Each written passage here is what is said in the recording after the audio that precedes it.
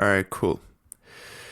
So it is an honor to be joined by TaMiya Dickerson, CPA, today. You know, we got to make sure we include the titles properly here.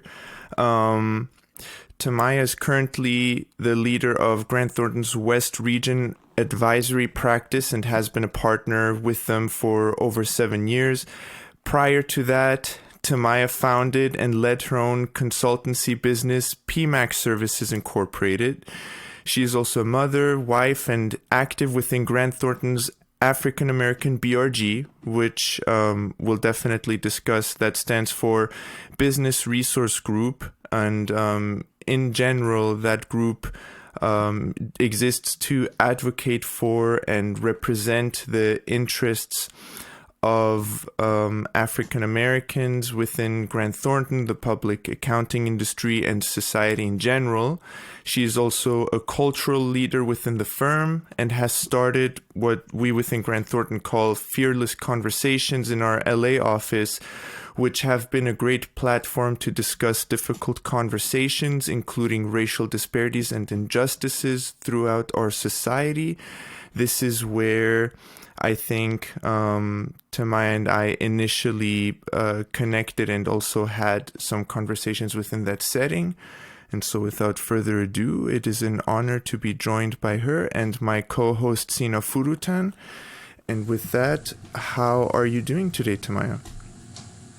I'm doing great. My honor and as I say, my privilege to be here, because there is a lot of privilege in rising up in the ranks to a position of power and influence that, especially as a Black woman, is similar to or equivalent to, you know, a powerful and financially successful white male.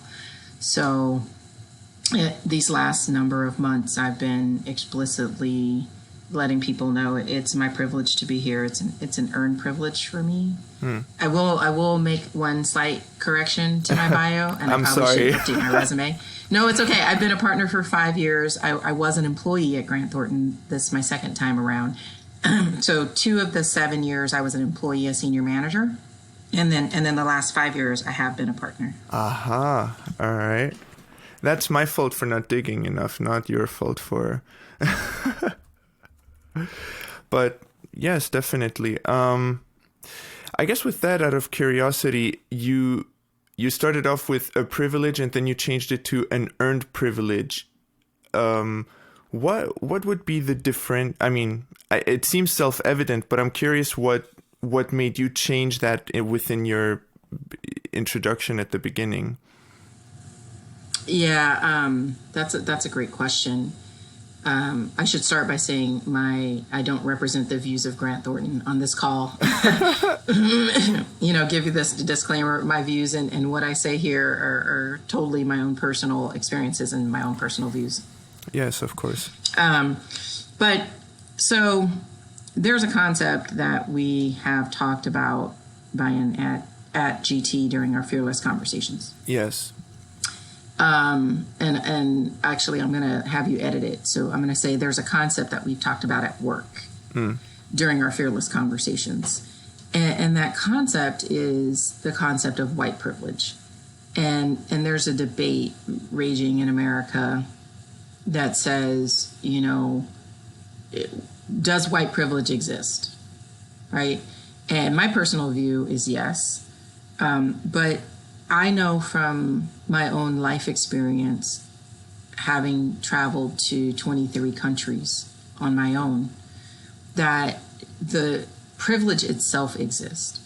And so the way I look at it is that if you're a thespian and you study the literary arts in any culture, kind of classical Western history like Greek and English, Old English history. I've been to India. If you're in India or if you're in Indonesia, countries that have extreme disparities in socioeconomic level and even some form of maybe a caste system specific to India.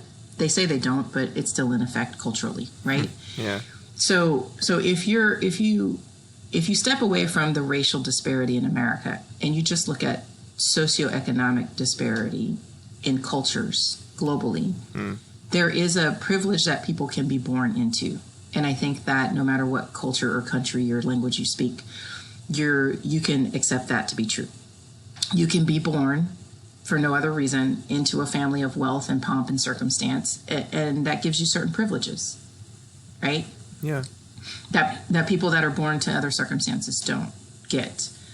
And I think in most communities that is universal and that's accepted. What's unique about specifically racial disparity in America is that we've created a systemic structure as part of the building of this country that socioeconomically depresses and represses a Black person's opportunity to enjoy the privileges that white people enjoy when they're born. So my example historically would be that at the time the Constitution was written in 1775, 1776, it was not written for white women and it was not written for people of color. It wasn't written for Black people. It wasn't even written for poor white men. It was written to establish the rights of white privileged American men who were at least a few generations away from white privileged British men. Many of them, were self-made, and they were landowners or they were revered tradesmen like Benjamin Franklin, an inventor. Okay, so if you know the history, you know that the Constitution was not written for women because women did not enjoy the rights of men. And it was not written for Black people because Black people were legally enslaved. And the foundation of that history and the writing of the Constitution imbued certain privileges on that class of individuals. And we've extended through modifications to our Constitution those, we've amended it and we've extended those privileges, or we call them rights, to other classes of individuals. But socioeconomically and culturally, Black people have been legally and socially repressed and oppressed in their ability to be born into those privileges. So a rich Black person is much less than a rich white person in terms of their rights and privileges. And specifically to answer your question in my long-winded way, I earned my privilege. So I was born solidly middle class, not to a wealthy family, but not to a poverty-stricken family. And I have moved up the ranks of, education and corporate America. That's predominantly white male. And I changed my socioeconomic circumstances from solidly middle class to very much upper middle class, and some would say beyond. And that's through earning those privileges that come with that, let's just call it socioeconomic level at least.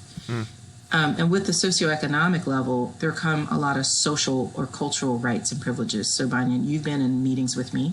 Yes. And I'm treated with the same respect, equal respect, at least in our firm, we're in our job, as my white male counterparts. And there are times when people don't know I'm a partner, or people don't know that I've risen, climbed that ladder to that level, and they may not afford me the same respect just because it's their habit. But typically what happens in those instances is there's more than one person, it becomes a little bit awkward for a short amount of time. And then the white men who see me as their peer, who are owners or, successful in their own right, will acknowledge and say, TaMiya's a partner, she's a leader, and she is leading this initiative, blah, blah, blah. And of course, there's an automatic pivot to kind of surround me or to be accepted into that social economic structure with those privileges. And from there we move on and we do business and no harm, no foul. But it's still earned, right? Like, I wasn't born. It's not natural for someone, for the reasons that I've given previously, who has my skin color, who is part of the culture of the history of America that was denied privileges and rights. It's not natural for us to be able to, I would say, take part in, the daily enjoyment of those privileges and rights. But I have earned that. And what I think you see and what stands out to people is that I demand that respect that I've earned.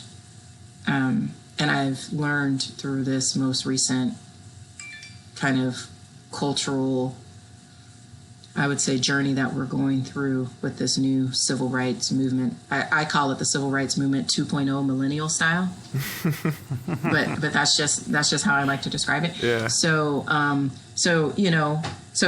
learned to, just by way of education, stand in confidence and maybe even a little bit of arrogance in the privilege I've earned, and to let people know I'm flexing my privilege, I'm standing in my privilege, but it's also an earned privilege. Okay. Yes, of course, definitely. One part that is interesting to me is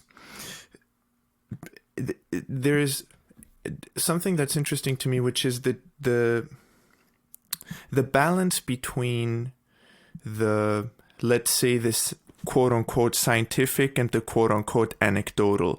And what I mean by that is, we can, like, if we look at medicine, we can make a claim and say, well, in order for medicine to be advocated as something that helps against a certain illness, it needs to go through certain processes and research and whatnot before we can safely say, yes, you can take this medicine to help cure X. But then the anecdotal would be, you have a friend who swears on something because for them it worked, and then you try it and it might work or it might not. But within our society, I see something a little bit similar, which is we have let's call it the scientific, evidence, so-called, where we look at the statistics, the numbers, the overall, and we see a certain reality reflected within our society, in which African Americans or Black people have, lower standards of income, lower standards of living as compared to other groups, including whites. And yet we have the anecdotal as well of yet people within that race, such as you, succeeding and, rising the social and corporate ladder. And how, as someone who would be an observer, how do we balance the two, and what does it mean when we have an overarching, representation of a race that reflects a certain idea or reality, but then within it we have anecdotal stories of, particular success or status that might not be in accord with the view of the social disparity? So you're so intellectually process stimulated. It's fun. I'm sorry. Remind me of your cousin's name. I have to write it down. Oh, Sina. Sina. Okay. So, one second. I'm texting you, so I have it here. Okay. So listen. Let's unpack the first thing.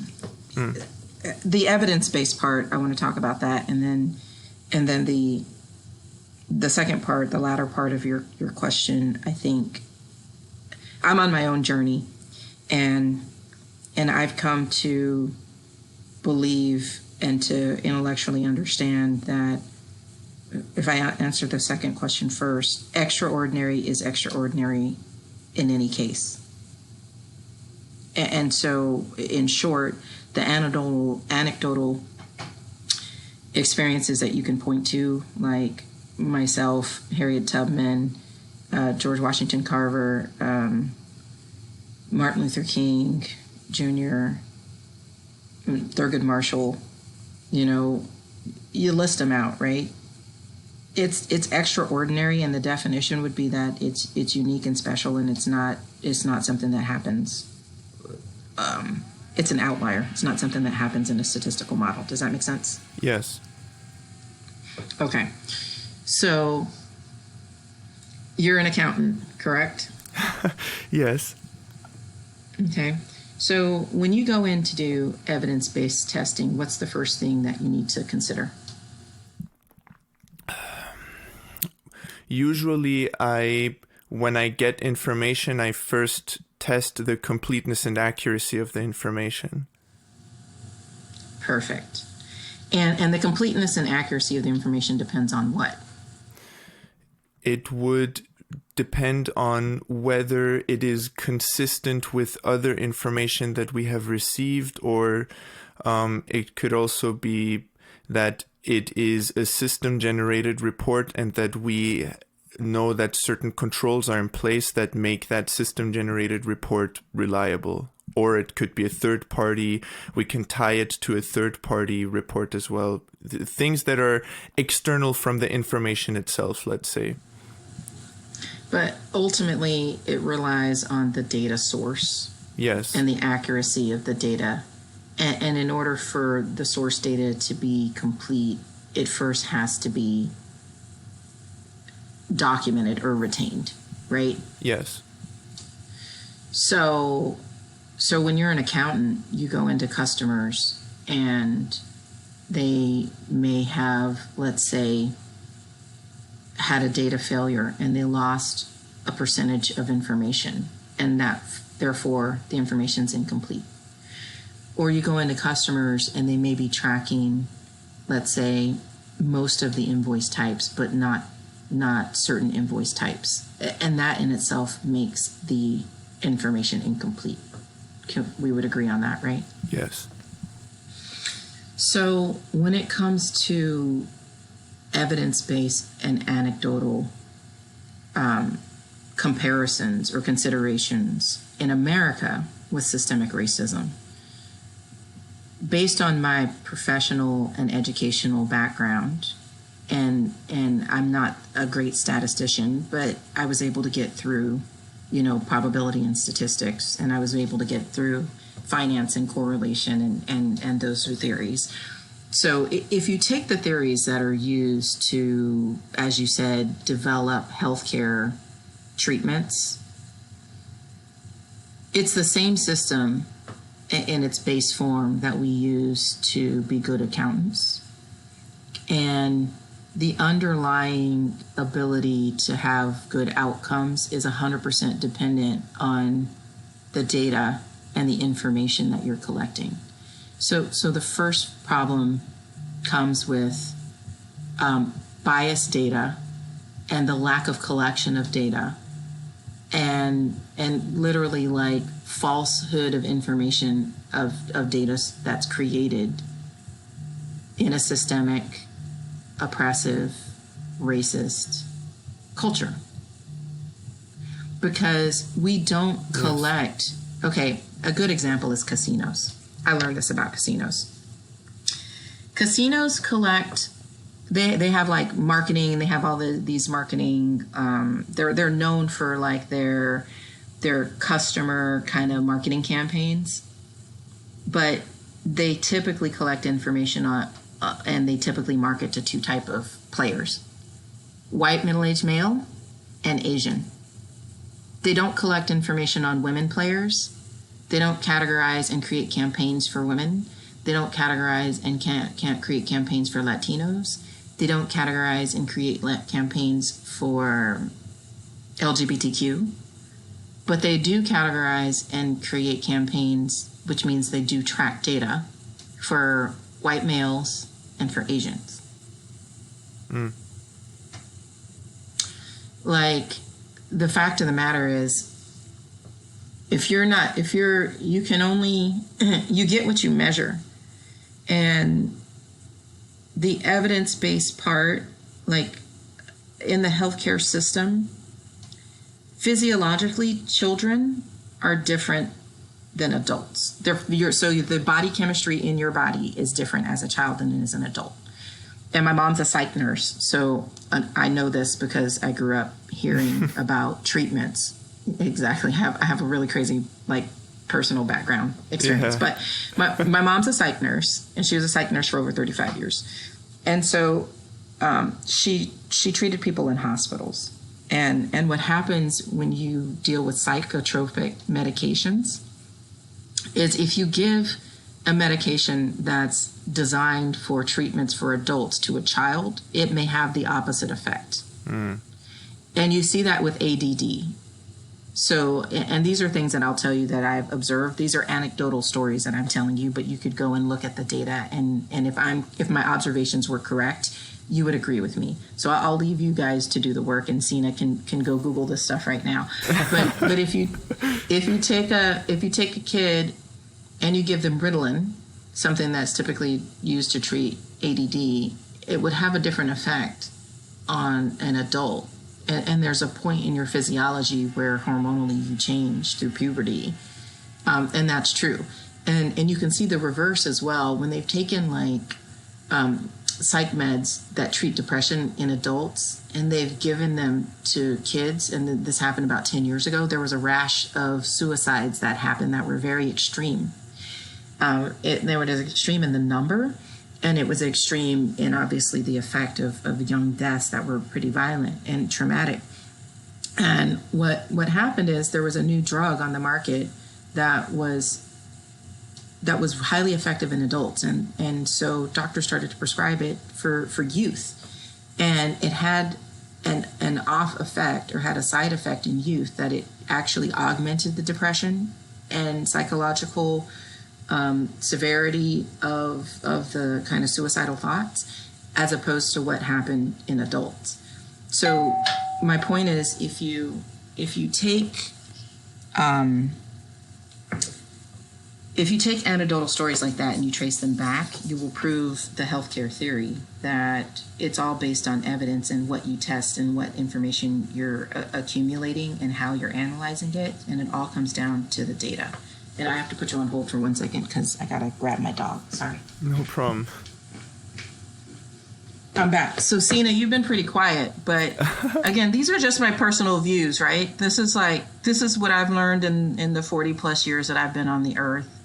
I have a unique background in that I'm more traveled than most people on the planet. I'm more educated than most people on the planet, and I'm more socioeconomically successful than most people on the planet. And my brain works in a certain way where I do see trends. It makes me good at my job. But I also see those trends in other places, and that's my anecdotal observation that you could go back and find probably evidentiary examples of. I don't know if I answered your question in its entirety, but No. Yes. Systemically, part of the oppression and repression of Black people and Latinos and Native Americans especially is that we don't report the circumstances, and we don't report the actual, like, statistical information related to their existence. I see. Yeah, Sina, you have been awfully quiet. I know. I've just been trying to rattle through my thoughts right now, because this is a plethora of information that is being shared right now. And TaMiya, you do have an absolute bevy of experiences that I'm kind of in awe of right now. And I'm trying to discern what would be a good pivot point or thing to say next. And one point that you did bring up that I was actually relatively interested in is, well, this idea of unconscious bias and how it's reflective of it's reflective of scientific data, and it's reflective of how universities are governed and how police conduct themselves. But I was actually wondering, how do you measure things like implicit and unconscious bias, and how do you enact that in data? I mean, maybe this is I don't know if this is a good question to ask, but I'm just it just seems so esoteric. It just seems so esoteric at times that it's kind of hard to grasp how something like this would be measurable. Yeah, I have a really good answer for you, and it's very interesting. So here's what I've lived through and what I've observed. I talked about how I've traveled, and I don't talk about my travels enough, but over the period of 10 years, I became obsessed with travel. I got my passport. I studied abroad in Hong Kong. I became obsessed. And then I spent all my money and all my free time traveling the world. And I was looking for a good fit because I'm very comfortable as an American, as a Californian, with my middle American lifestyle. I was a very happy child. I had, I have a great family. Like, I have great friends, really diverse friends, mostly, interestingly enough, white, integrated white community that I come from. But I became obsessed with this, like, looking for a place where I would fit. And I went to all these different countries, European countries, Muslim countries, Asian countries, Buddhist countries, Christian countries, Catholic countries. And in my 22nd country, I realized something. And I don't know if it was truly my 22nd, but at the 22nd, I determined that I wasn't gonna, I was no longer, I'd scratched the urge. I didn't need to travel anymore. I knew what I needed to know. And I remember I was in Cairo during Ramadan when this epiphany hit. Like, I came to this epiphany. It hit me.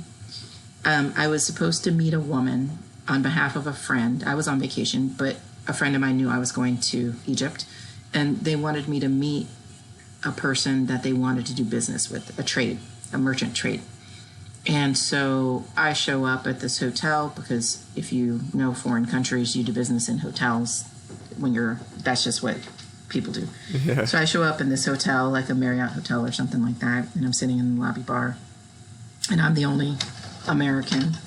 And I think I had probably said I was a black American, maybe given a description.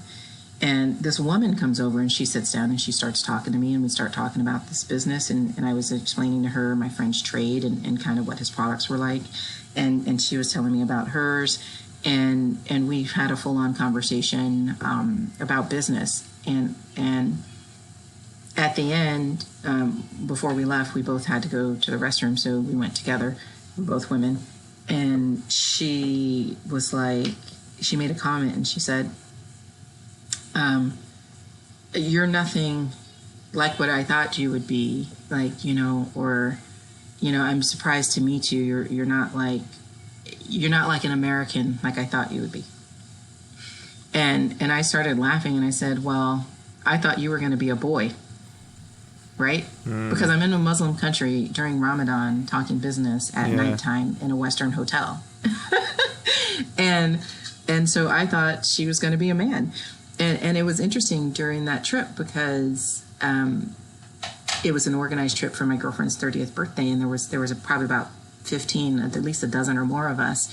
And I remember looking through the window of the bus and seeing at 5 o'clock in Cairo, between 4:30 and 5:30 in Cairo, they have the same community experience that I've observed in Paris, and it's the same community experience that I've observed in Geneva, and it's the same community experience that they have in Spain And there's countries in Asia that you can see the same thing. In Asia, it's not in the evening at 5:30. It typically is around 10:30 in the morning in Vietnam.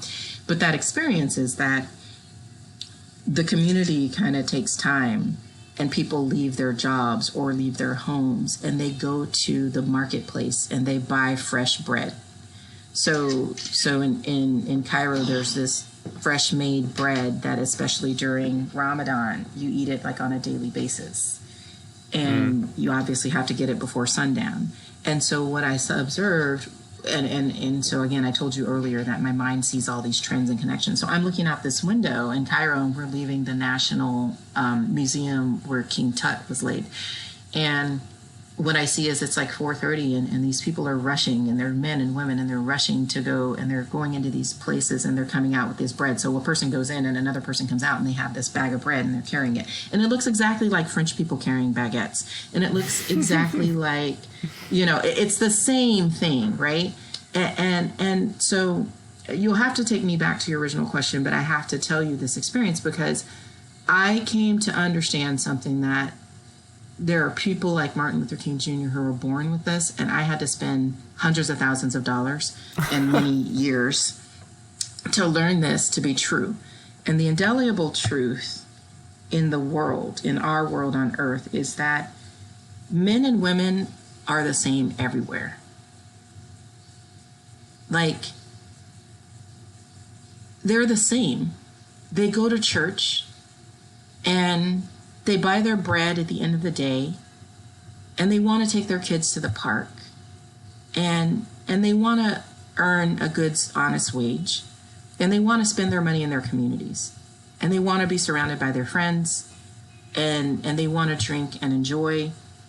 And when times are hard, they want somebody to hug them so that they can cry on their shoulder. And across 22 countries, that's what I saw. Everywhere I went, that's what I saw. And it stoked my obsession, my wanderlust obsession. And after that, I decided that I hadn't seen enough of my own country. And my next vacation, I went to Yellowstone Park. But that's a different story. So take me back to your original question, Sina. I think you more or less answered it, which was my question was, how do you properly measure unconscious bias or implicit bias, and determine whether or not these learned stereotypes afflict the mass collective of humanity. And I think the lived experiences that you just shared, which is to say that everybody has an impression of what a culture is like until they see that culture. I don't know. I think I more or less I agree with that sentiment. And me personally, I'm more of a bookworm, and all I have to go off of is data and biographies that I've read. So I think what you said is correct. But so the easiest way, and it was a woman from Scandinavia one time. It was a woman from Scandinavia. We could find it on YouTube. But the easiest way to prove or disprove the concept of implicit bias and explicit bias is not to look at race, because there's too many ways that people can make a race conversation can skew the math, right? Like you can like when I started in accounting, I was assistant to the CFO in a manufacturing company, and when I was going to school studying business and then afterwards accounting. And my boss, the CPA, used to tell me, "TaMiya, 2 + 2 is whatever you want it to be." Right? So when it comes to race, especially in America, and you live in Israel, so when it comes to race in Israel, these are countries that have severe polarizations, and it's not fair to look at and try to prove implicit and explicit bias on those polarized points at the surface, at the start. You need to start at the beginning. So the easiest way to prove and disprove the existence of implicit and explicit bias is with gender, because across any, so we're animals. Humans are great, but they're animals, just like lions and tigers and bears and fish and whales and all that, and insects, right? And so if you were to go and say, in the animal kingdom, including humans, what's the prevalence of the female part of the species? The answer would be more than 50%. It would have to be greater than 50%. Because in order for a species to exist, you need a higher than 50% probability that you're gonna give birth to a new generation. Does that make sense? And when you look at the circumstance of women worldwide across all countries and all cultures, you can see that they're repressed and that there's bias. And the way that you can see that is by just saying, what's the probability that 55% of any population in any country, 55% being women, are less intelligent than men at birth? If I asked you that question, what would you say? 0 to none. Exactly. Now, when you look at the propensity or the population or the probability that women go to college, that they graduate with degrees, that they get jobs, that they're in any category of job that actually makes a good wage where they can afford to pay their own bills and have economic freedom. This comes down to freedom. And this is where race comes down to freedom and privilege and rights, right? The implicit and explicit bias that exists towards gender skewing makes it so that systemically women are not able to afford to be independent, which means that they become dependent on men. And if you were to go across almost any country in the world, you would see that was true. They're not born less intelligent. They're not born with fewer desires to be successful. They're not born with fewer physical capabilities to do most of what we do in today's world, which is intellectual. Like, we're not farmers and hunters and gatherers anymore. You know, men can't tell me that they have a born, like, prowess, because they don't, because we're dealing with intellectual prowess in 70 to 80% of economically stimulating, positions in the world.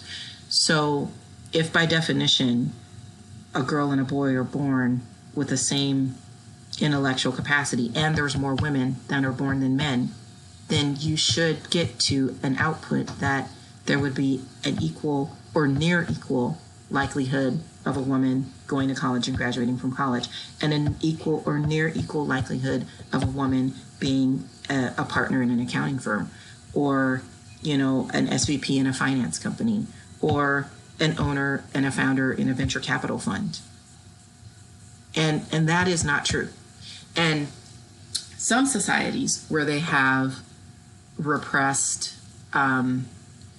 populations, where the populations are smaller, like Israel, they don't have a choice but to include women, because their population is so small that if they remove 50% of the population from the economic or physical security infrastructure of the country, they would cease to exist. So you see this displayed in the military in Israel. And because it's displayed in a place where women and men are equally as likely or almost equally as likely to go into the military, to be trained in the same way, to be assigned the same job duties, and to be given the same opportunity to feel confident and powerful, I would suspect, and I have not been to Israel yet, but I would suspect that you see a higher propensity for women to be successful and financially and economically independent in Israel than you would in other places, just based on what I know about the military. Yeah, it's actually really interesting what you're saying. And caveat that I wanted to ask you about, I wouldn't know the numbers globally. I'm sure that they would be vastly different. But one interesting thing is that within the US, grades and graduation rates of girls or women are actually higher than boys or men, generally speaking. Which proves my point, because that doesn't translate to socioeconomic freedom when it comes to jobs.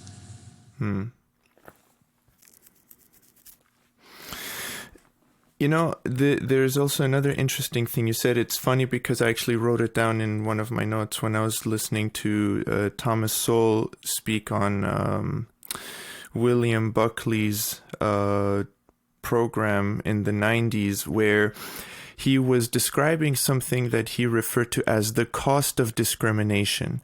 And what he meant was that within the economy, at least during the 90s, he observed that the for-profit sector had less discrimination as far as, let's say, let's call it active discrimination, actually, against blacks and women than the not-for-profit sector. And that was because the not-for-profit sector did not care about any type of increased cost. They were allowed the luxury, so to speak, of hiring whomever they wanted to without any consideration for profits, because they, if he gave the example, if you work in a utilities company, public utilities, you can just pass the cost on to the users. There's no elasticity, so to speak, and there is no incentive for profits.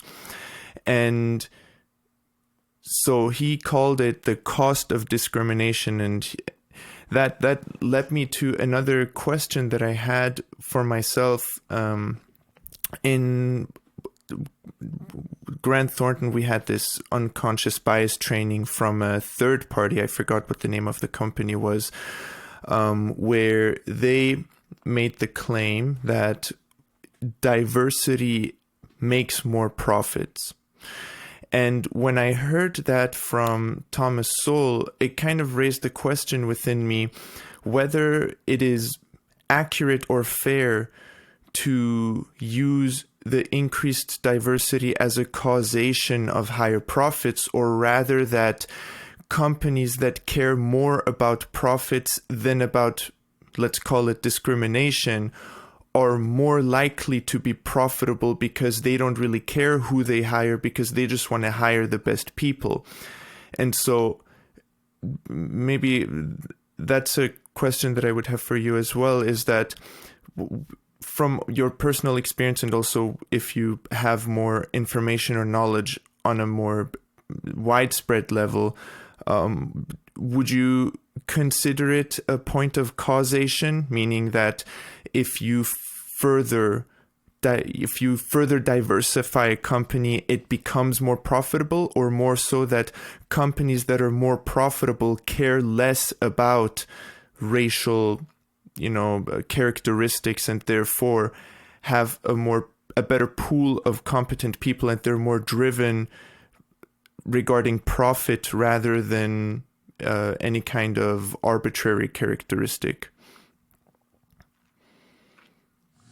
I don't see a difference. I don't think there's a difference.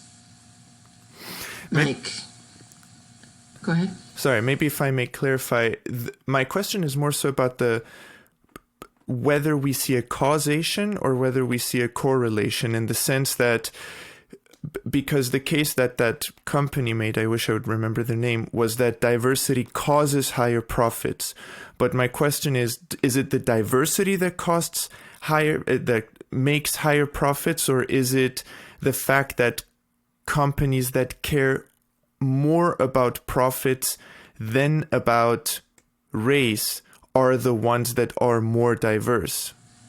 Okay, so let me answer let me address the latter part. Sure. There are no companies that care more about profits than race. Just like there are no companies that care more about profit than gender.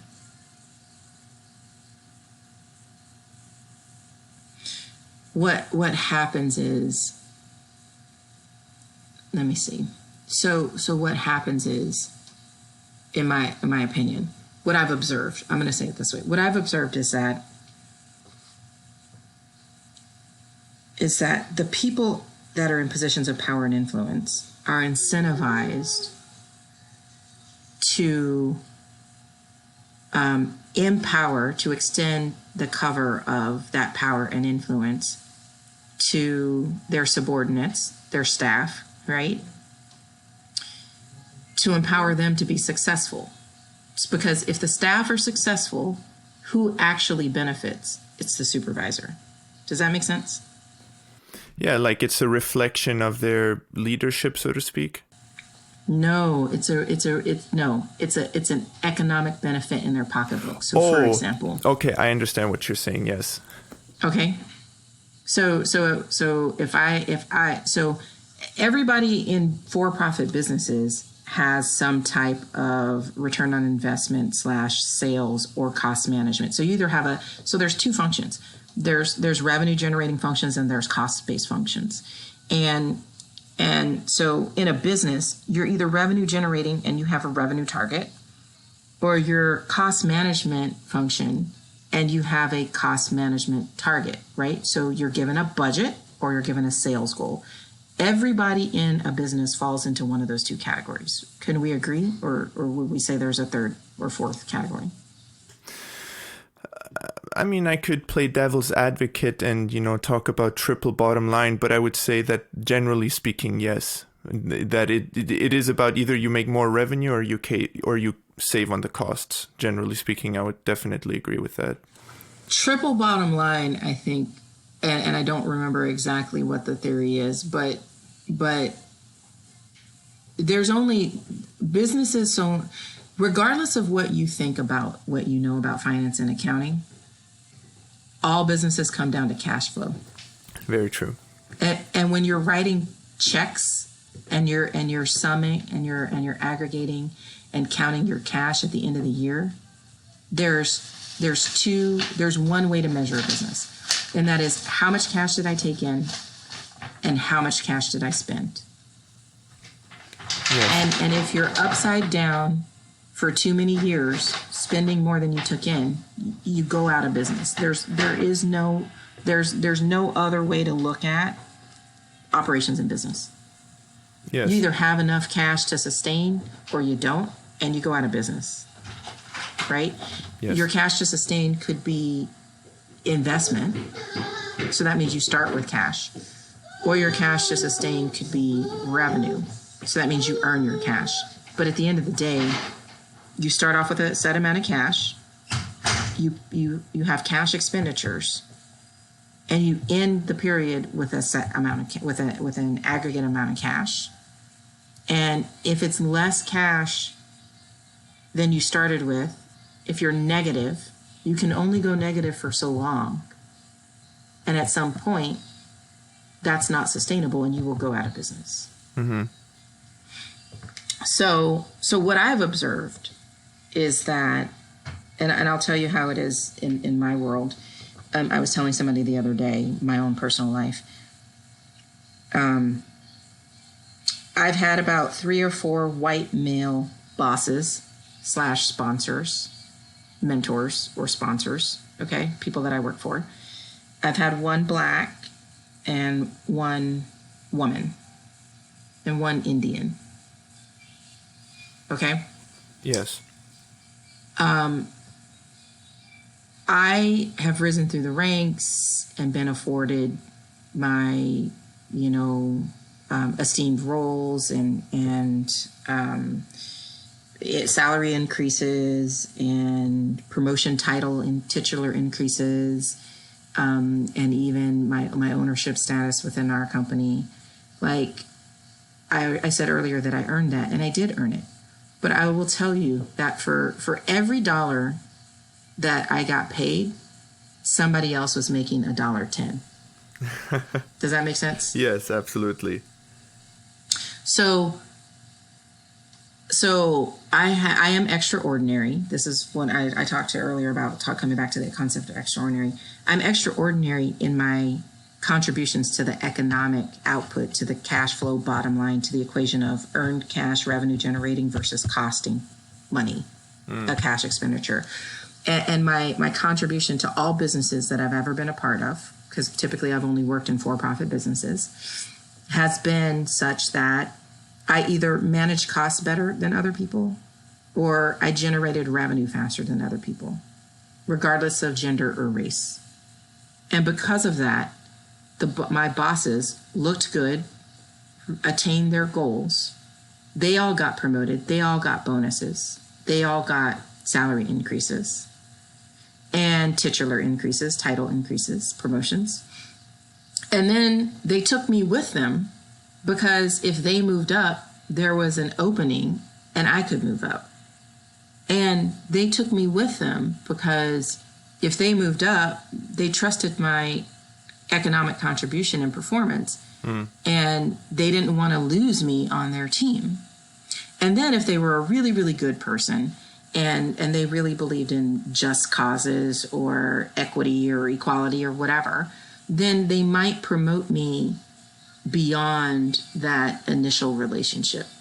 But there have been distinct times in my life when I looked and said, I just busted my behind and I just knocked it out of the park.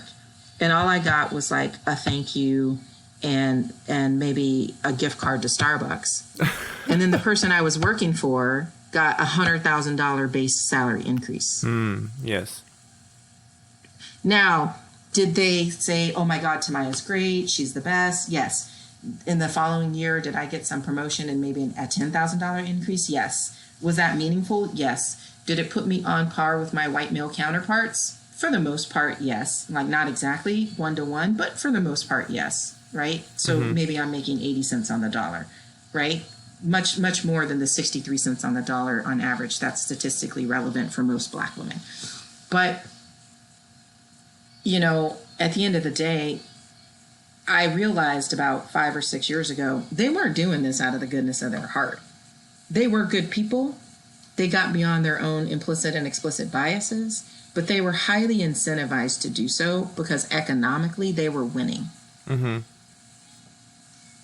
And that's how I would look at it. For-profit is a factor of enough people are incentivized to give, incentivized by their own increasing economic circumstance, that there's a trickle-down effect for some of those cash incentives down to the people that work for them, and a rising tide lifts all boats. Mm-hmm.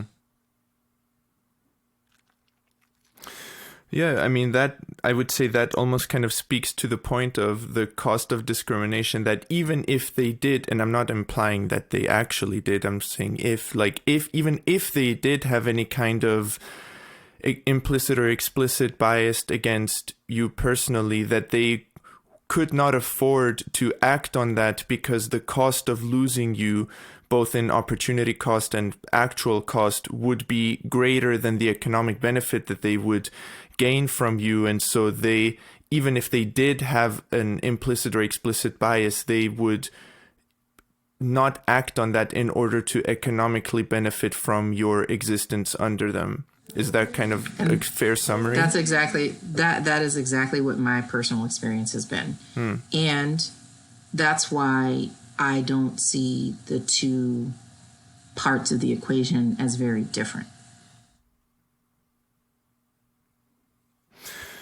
I see.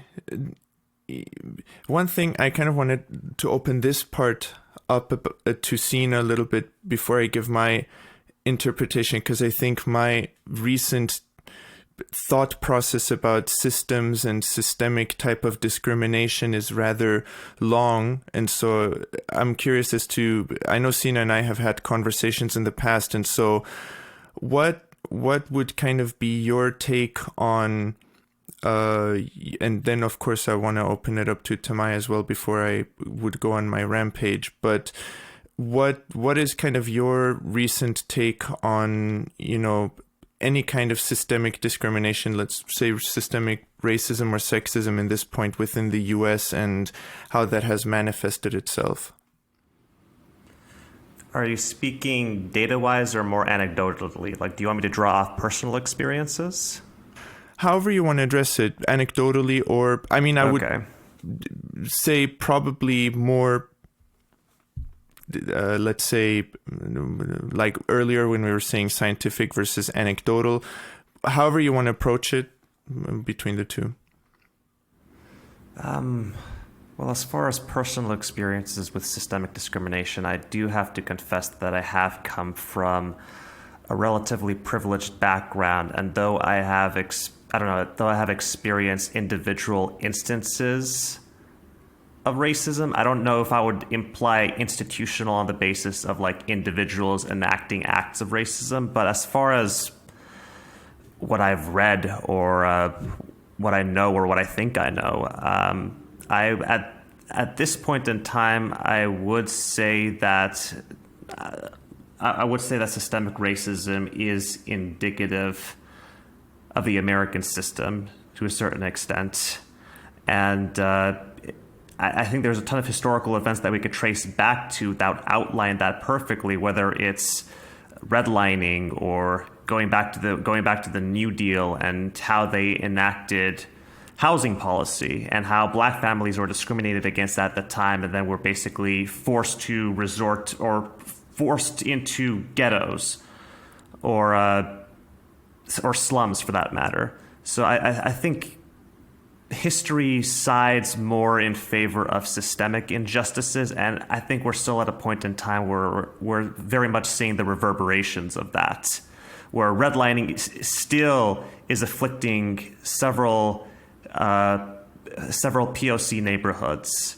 and districts and communities. I don't know. It's just readily, to me, it's readily evident that it still exists, particularly in lieu of the most recent events that have occurred and the sort of national outrage that it spurred. Sina. Yes. So you've been personally affected on a individual kind of, action basis by racism. As have I probably have a more similar background to you than I do most Black people in America, actually, just because, again, I mean, when I start talking to you guys, because I don't really think about this stuff until I get into these kind of discussions. And if you're intellectually stimulated and you're kind of bent this way, I get into these discussions quite often. But, I think part of the reason, looking back, that I haven't been as afflicted by systemic racism as a lot of Black people, and the racism I have experienced is severe. I mean, it's severe enough. But looking back, I literally spent the better part of 10 years outside of the country. I was either working inside like corporations like Microsoft or the Capital Group companies, America Funds, or I was traveling on personal or professional international travel. And I was outside of the country a lot. So, when I wasn't doing that, I might have been doing like outdoor activities like surfing or snowboarding or, so I was just really active, right? Like I wasn't sitting in a place where I was going to run into somebody who was being racist towards me. I was typically moving, and a lot of times I was moving outside of my own cultural system, like my own physical kind of community. But here's something that I struggle with, because frankly, a lot of white people that I know, and I know a lot of white people,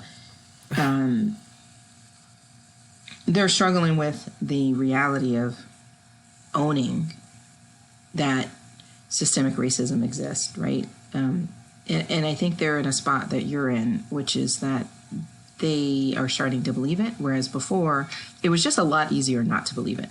So if you have personally, on occasion, been affected negatively or been the target of racism, then it begs the question, do you know anyone that has never been affected and been targeted by racism?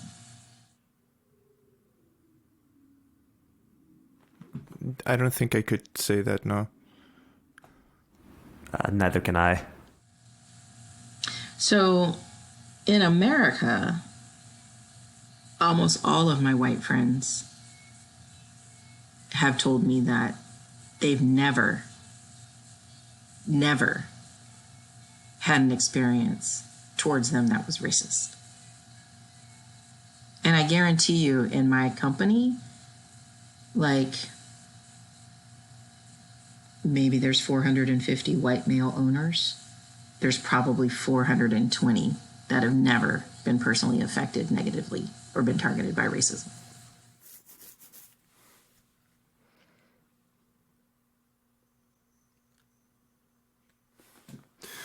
Does that include, let's say, expressions of more recent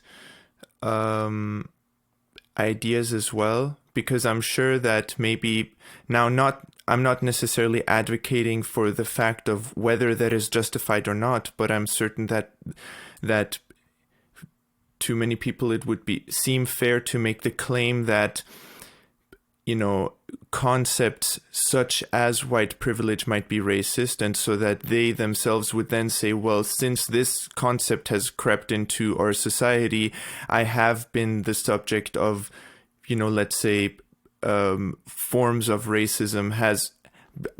To your experience, TaMiya, has that changed more recently, or has it still remained relatively constant, that despite such ideas manifesting themselves more and more within our society, Western society in large, that they still would feel the same way? I'm just curious whether that has had an impact on that or not. So I think we have to separate the two, because what Sina and I are talking about are actions, right? I see. Okay, yeah. Like physical manifestations of racism.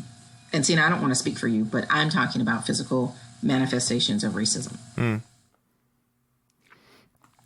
Okay. Right. So that means somebody calling you a name, somebody impeding your forward progress, somebody, you know, denying you service because of how you look, somebody calling the police on you, you know, like those are physical manifestations. Those are people actually physically doing something that is racist towards you, right? And that's separate from a possible theoretic construct that might afflict you. That's very different. Yeah, I see. Essentially, you're kind of drawing the line between the abstract and the practical, where there's the practical, the manifestational aspect of it, and then there's the abstract aspect of it, where there's just a concept that is being discussed within the society in large versus an active and specific act towards or against someone. Would that be fair to say?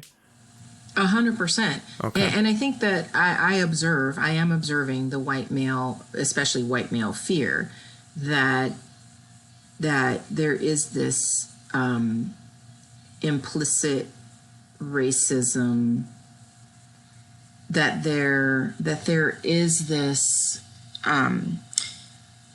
now implicit existence of a concept of white privilege that could then reduce their access to privileges they've previously enjoyed. And therefore, since it may be based on their race, that's racist towards them.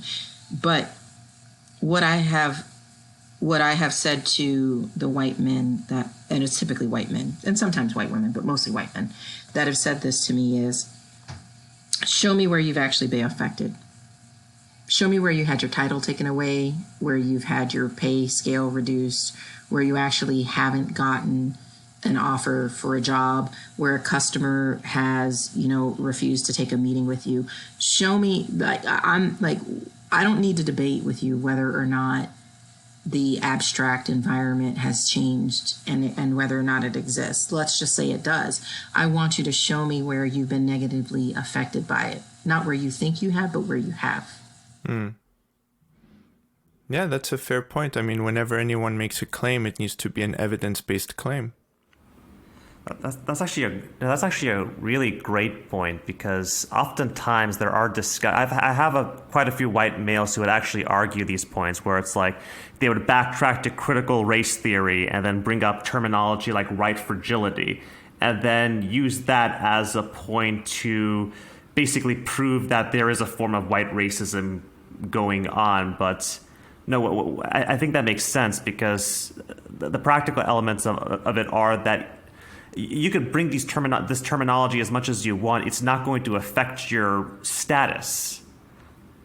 It's not gonna affect the macro and micro physical aggressions that occur towards you. So let's just agree that the construct of white fragility is widely held now, where it wasn't 30 days ago. Let's just say that's the case. Who the hell is walking up to white men and saying, "Oh my God, you're so fragile"? How many of them can raise their hand and be like, somebody walked up to me and said I was so privileged? None of them. Ain't nobody talking to them like that. And if it is, it's such a minor. It's such a like they would say to us, oh, it doesn't happen very often. It's like, it's like not statistically relevant. Like, I mean, it really doesn't happen. Yeah, I would say the two places where something like this, not quite what we're talking about, but where something like this does happen, and where there are more recent discoveries into how that plays into such things, would be college admissions and for mostly some tech companies like Google, hiring patterns, where, with the most recent Harvard lawsuit, where they're claiming discrimination against Asians, actually, where they're showing that, depending on how you slice what they find important regarding, I don't know, like test scores and whatnot. I mean, SAT scores. Let's talk about SAT scores. That's my favorite subject. I mean, I personally... So they didn't get a seat because they got a perfect score on an SAT and they didn't get into Harvard. But some black kid that got a 80 percentile SAT score got in, and therefore they were discriminated against. I mean, that would be the claim that they're making, but I'm just to play devil's advocate and maybe bring some opposition into the conversation, even if I necessarily don't personally agree with everything. How would you address such claims where, there are people that might make a claim that this is a practical reason how I have been affected?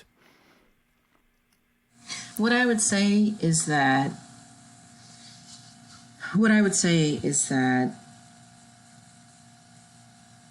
the elitist idea that you are competing for a seat and that because you think you deserve it, that you deserve it, is the actual problem.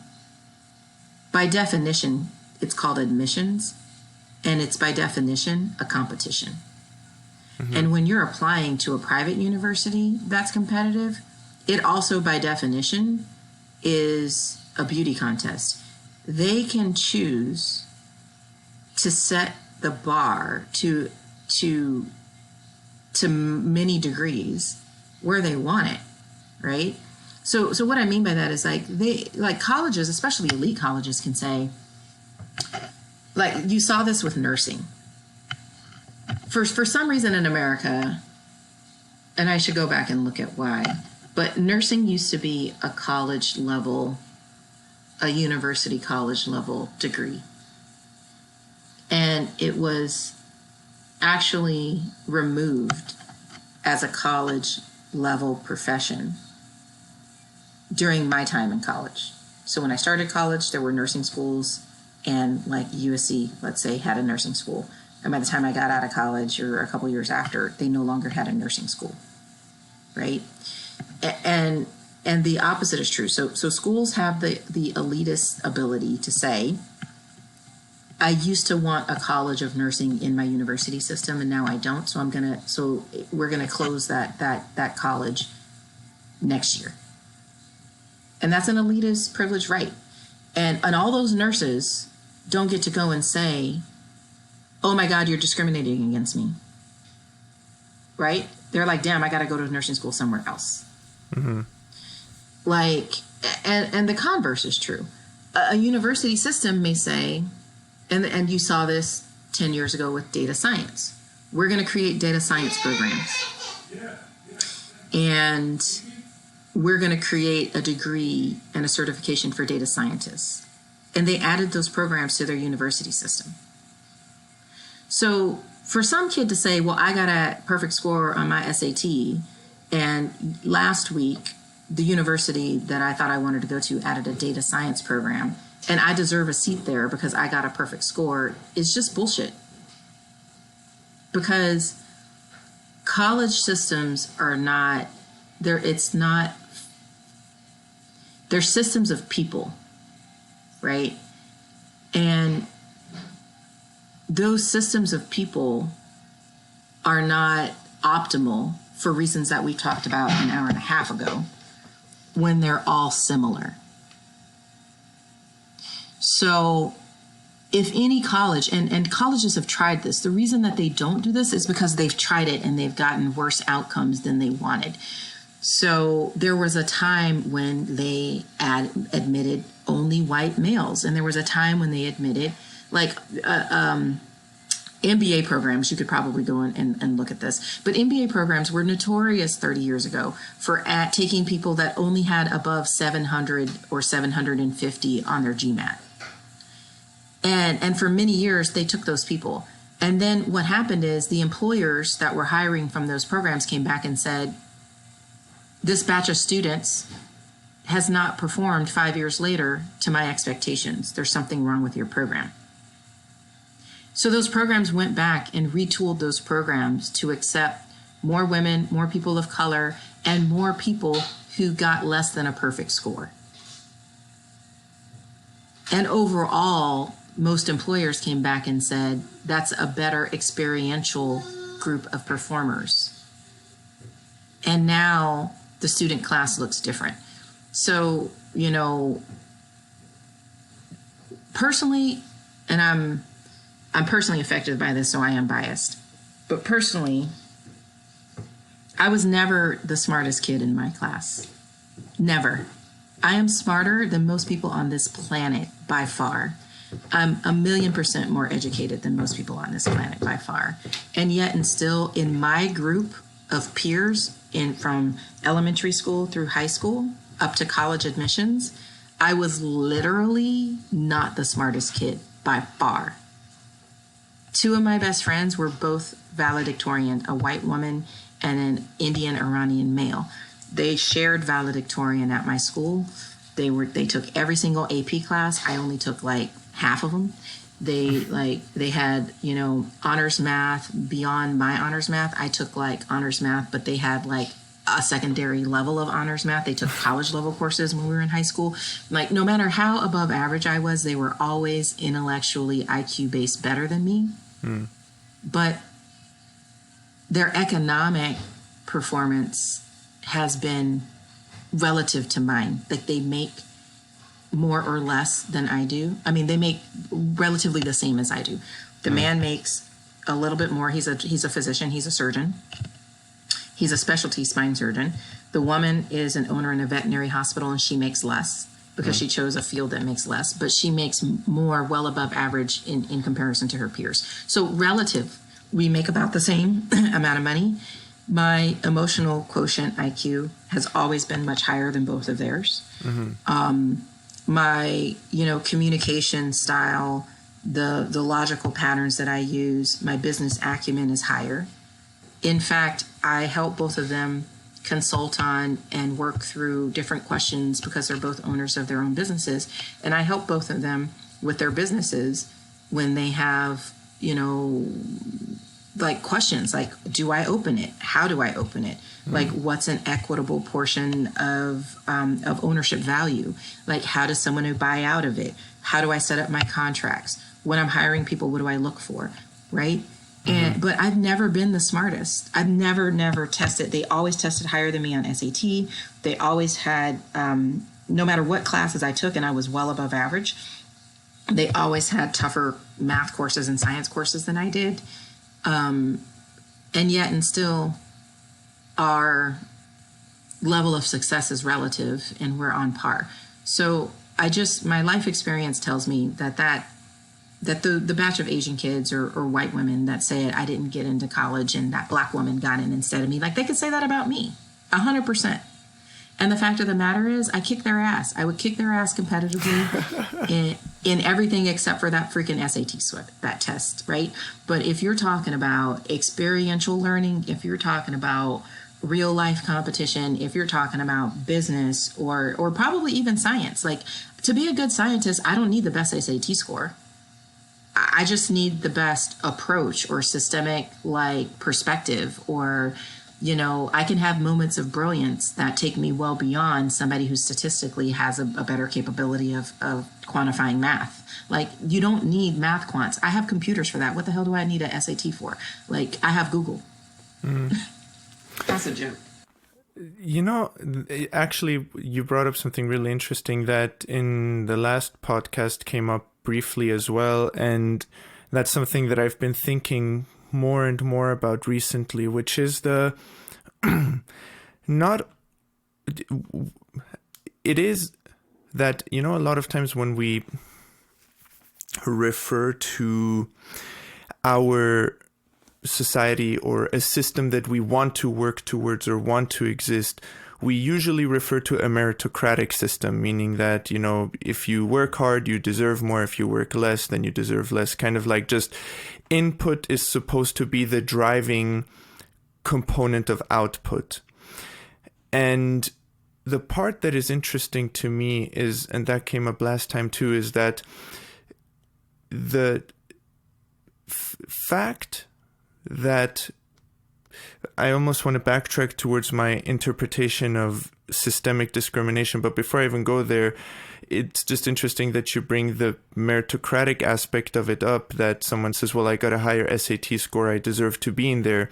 I think the question is more so that there can be different kinds of meritocratic systems that value things differently. And what I mean by that is currently in our current society, abstraction and, you know, abstract capabilities, math, physics, well, physics might be applicable as well, but let's say math, accounting, computer science, these are in general abstract fields where you need a lot of,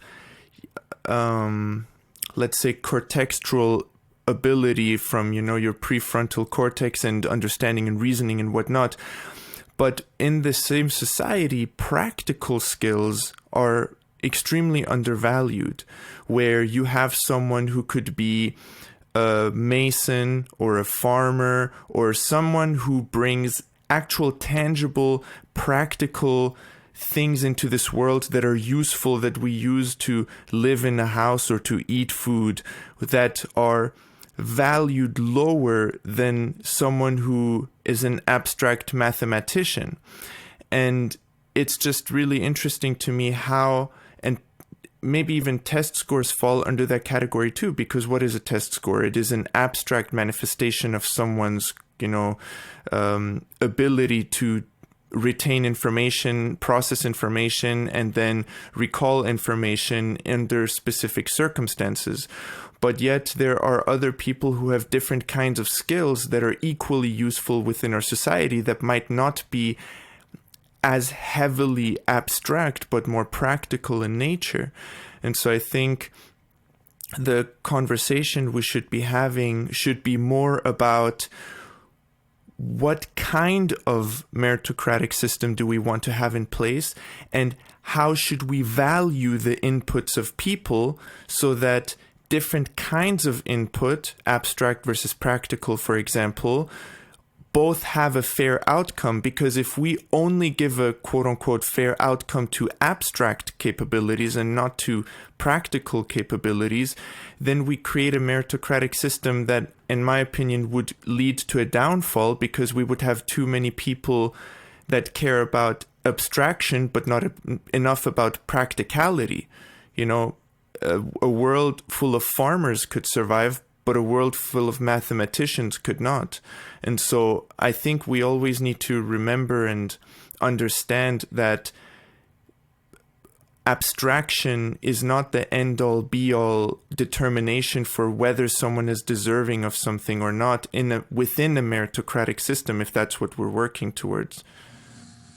Brian, you're so funny because you're as much a philosopher as you are an accountant. And I find that to be pretty hilarious. Like, you're like Nietzsche or, you know, Confucius, you know, and Buddha right now with your level of thinking, right? But when I take a step back and I look at Encina, I'm interested in your thought on this part. When I take a step back and I look at, I mean, if you just look economically, again, I just come back to, I fell into business. I started off as a science major, so I can have these conversations with you about science because I studied science in high school. Was my desired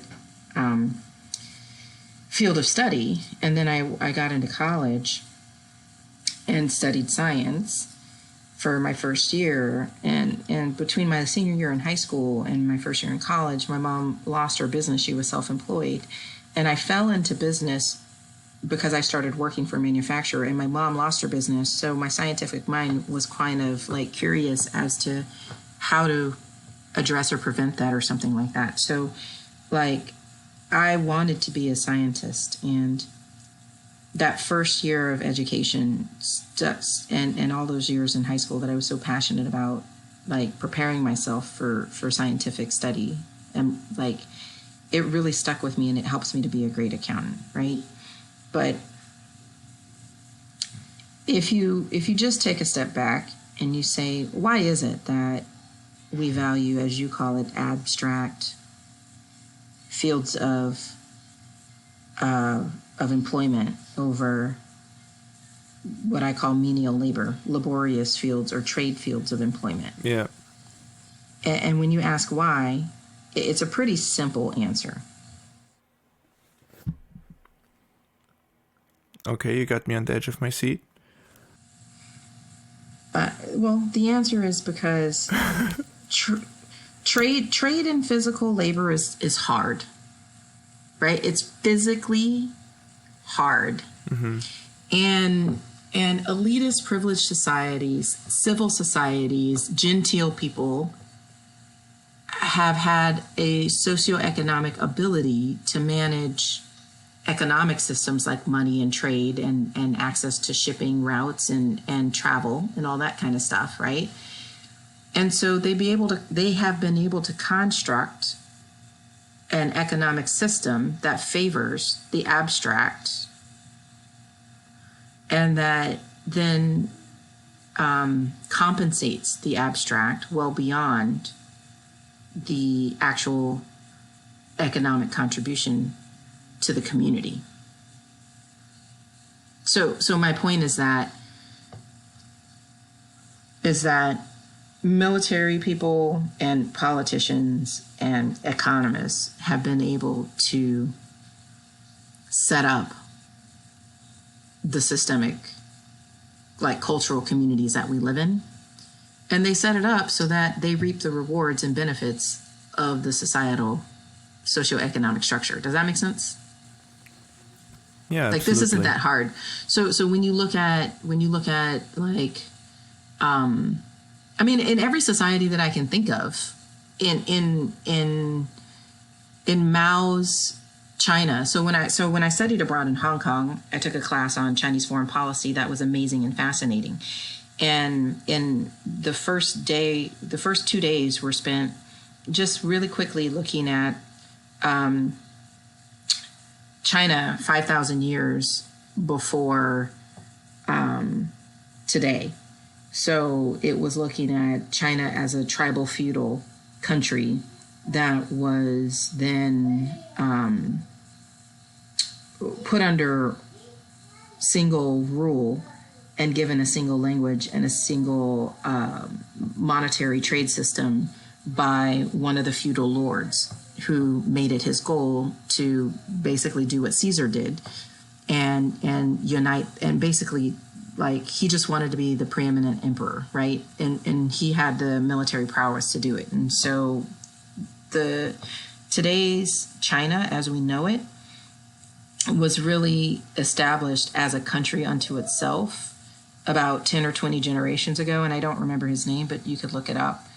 By a feudal lord who was a extraordinary military like mind, who had both the determination and the physical prowess to conquer people.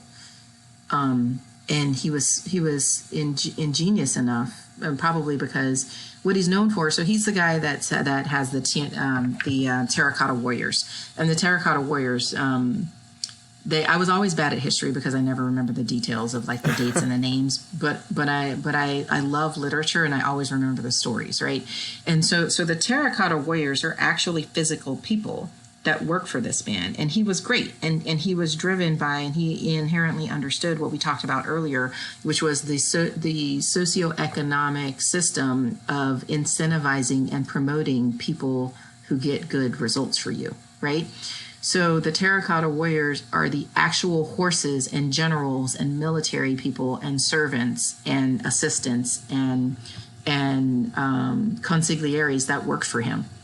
And he created a tomb for his final resting place, and he created the terracotta statues as a tribute to his accomplishments for all of time to recognize. And those people, like archers, are actually the images of the archers who served him. So, like, but I think I digress in that my point is, people who come to power tend to set up systems that favor their own position, and short of military, which is actually physical labor in most instances, they want more leisure, and they want more free time, or they want more ability to enjoy like the tangible aspects of their elitism. And menial labor or trade labor, it's hard. It's physically hard. It's hard to work the land. It's hard to do animal husbandry. Even with all the robotics that we have, humans still have to go and check all the cows and all the horses and all the pigs. It's laborious. It's physically difficult. And so people who deal in the abstract have established the system of record and the system of trade to favor their own contributions well above those that are most meaningful towards their existence, because they can. And it's always been like that. That is true.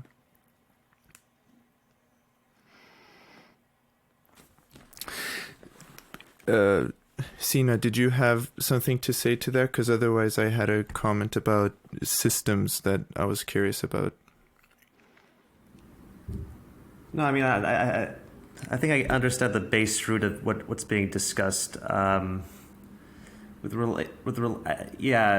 I remember watching this. I was watching this podcast with a fellow by the name of Eric Weinstein, and he's both a physicist and economist, and he at one point broke down the slow deterioration of low-skilled labor or menial labor and how automation was taking over. And he basically called it the gimmick economy, or in his physicist mindedness, he called it anthropic capitalism, which is to say that, it's, I don't know where I was going with that, but but basically, no, it does seem that it's interesting that we basically live in a time where the abstract seems to be overtaking the medial portions of our lives, where blue-collar jobs are just no longer prioritized. And whether that has to do with automation or, as you said, people of power trying to maintain a certain status quo, my only observation is it's interesting. You could talk about systemic oppression now, Bayan. Well, not necessarily systemic oppression in and of itself, but also a conversation about systems. Because the other day when my wife and we were driving back from Kern, where we had like a little weekend trip, I was just sitting there for maybe about 45 minutes to an hour, just thinking about systems and systemic oppression or systemic racism or anything like that, and kind of going like through a step-by-step basis of it. And the reason why I did that was because I usually am a firm believer in a meritocratic system, but as I described before, how the system is set up is paramount, but that generally speaking, at least from an economic perspective, generally speaking, and I'll get into the caveats in a bit, our economy should be based on, if you like that, the fruits of your labor should be a fair output in relationship to your input. And so that's why I can't really adhere to the doctrine of equality of outcome, because it is all about the equality of opportunity for me. And of course, how all of that is set up is the part that is difficult to figure out and where all the problems lie. But a lot of times when a case of systemic racism or systemic oppression of any kind is made, the outcome is used as the end point rather than the beginning point, meaning that rather than looking at the outcome and saying, this is wrong, what is going wrong, let's try to fix it, it is considered the end point of, see, this is evidence of this being wrong, and therefore this is what we need to fix. And so as I was going through this exercise, I came to a slightly different conclusion than I guess I could call it the mainstream narrative, but we can, whatever the general consensus is, let's say that. And I was curious as to what you two think after going through this exercise as well. And so I started with, what is a system? So when I look at definitions of a system, or when I think about a system, I would generally describe it as a set of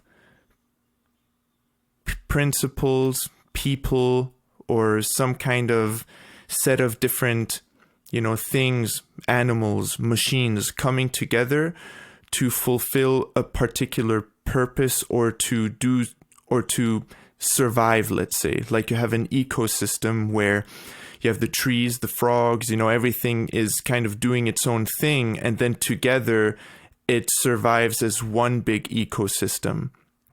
Would you two generally agree with that, or what would be your understanding of a system just by itself, any kind of system? I could agree with that. Likewise. Okay, and so in my understanding as I was going through this, and my wife actually added one important aspect of these three, so I need to give her credit for that for sure, was that at a bare minimum, in order to have a successful system, you would need three things. You need cooperation, even if it is involuntary, meaning the frog, like the mosquitoes need to multiply and the frog needs to eat the mosquitoes and the frog needs to die to then disintegrate. Like there's all these things doing their part, cooperating with the other parts of the system, even if they don't know so, or even if it's involuntary. The second aspect would be adaptable. Like the system needs to be adaptable in order to change with what is outside of the system, meaning that, again, staying with the example of an ecosystem, if the frog cannot adapt to there not being any mosquitoes, and then the whole ecosystem falls apart because of one thing being different from an external intervention of humans killing all of the mosquitoes, then that could lead to the downfall of the system. So the system needs to have a degree of adaptability in order to form itself around external circumstances that are outside of the system's control. And then the third... So the frog learns to eat flies since there's no more mosquitoes. Something like that, yeah. Like the individual parts within the system and the system as a whole would need to have the capacity to adapt, at least to a degree, in order to be successful over a long period of time. And the third one would be that it needs to be sustainable, meaning that, for example, when people took goats to the Galapagos Islands, and the goats didn't have any natural enemies, and they just destroyed one of the islands because they ate all of the things that were there, and then all other life died because the goats were introduced into a system and introduced in a way that didn't make it sustainable. They depleted the resources in a way that destroyed the whole system. And so I would say, at a minimum, of course, there's many things that are needed in a system, but my thought process was that at a minimum, you would need these three things in order to have a successful system in place. What do you two think?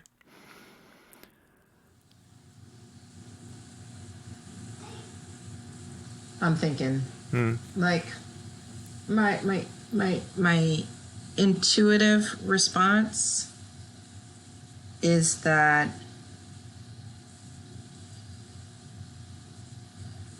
humans make a mockery of nature. So the hubris and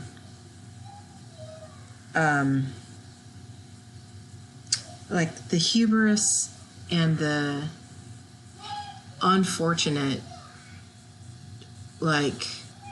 consciousness of the human within the system, unfortunately, what we've seen from humans as part of the greater systemic construct is that we make a mockery of and a mess of the overall ecosystem. I would agree. I agree with you, but I think that we as a species have an inherently, in aggregate, negative effect on the overall ecosystem. And it's funny that you bring this up because I started off, I said earlier that I was fascinated by science and I wanted to be an environmental scientist, either a marine biologist or some type of environmental scientist. And when I was growing up, environmental scientists was somewhat new. So they were creating the bioorganisms that could eat oil on shorelines when there were oil spills. And that's what was happening when I was growing up in the 80s and 90s. So I was fascinated by that. And I wanted to be a part of that, saving the glaciers and the redwood forests and all that kind of stuff. You look at Seattle and the West Coast. So the Pacific Northwest. So first of all, the world has almost no old growth forests left on the face of the planet. There's one in Australia that I know of that they were able to save it during those fires, and there was people that 100,000,000% put their lives at risk to save this old growth this patch of old growth forest that you could never reinvent. And there's descendants of the old growth forest in the sequoias and Yosemite and the Olympic National Park in Washington, but it doesn't really exist anymore. So within I don't know, 20 years or 50 years of humans moving to the Pacific Northwest, white Americans moving to the Pacific Northwest, the timber industry completely decimated the old growth forest that used to exist there. And the same in Europe. If you look at Europe doesn't have any forests anymore. They decimated those between 1700 and 1900. It's really crazy. When I look at just what we do to the system. I agree that you need those three things. It's like Maslow's theory, right? In order to survive, you need a collaborative system that's built on the foundation of some type of exchange, voluntary or involuntary, for coexistence, for species. And but we have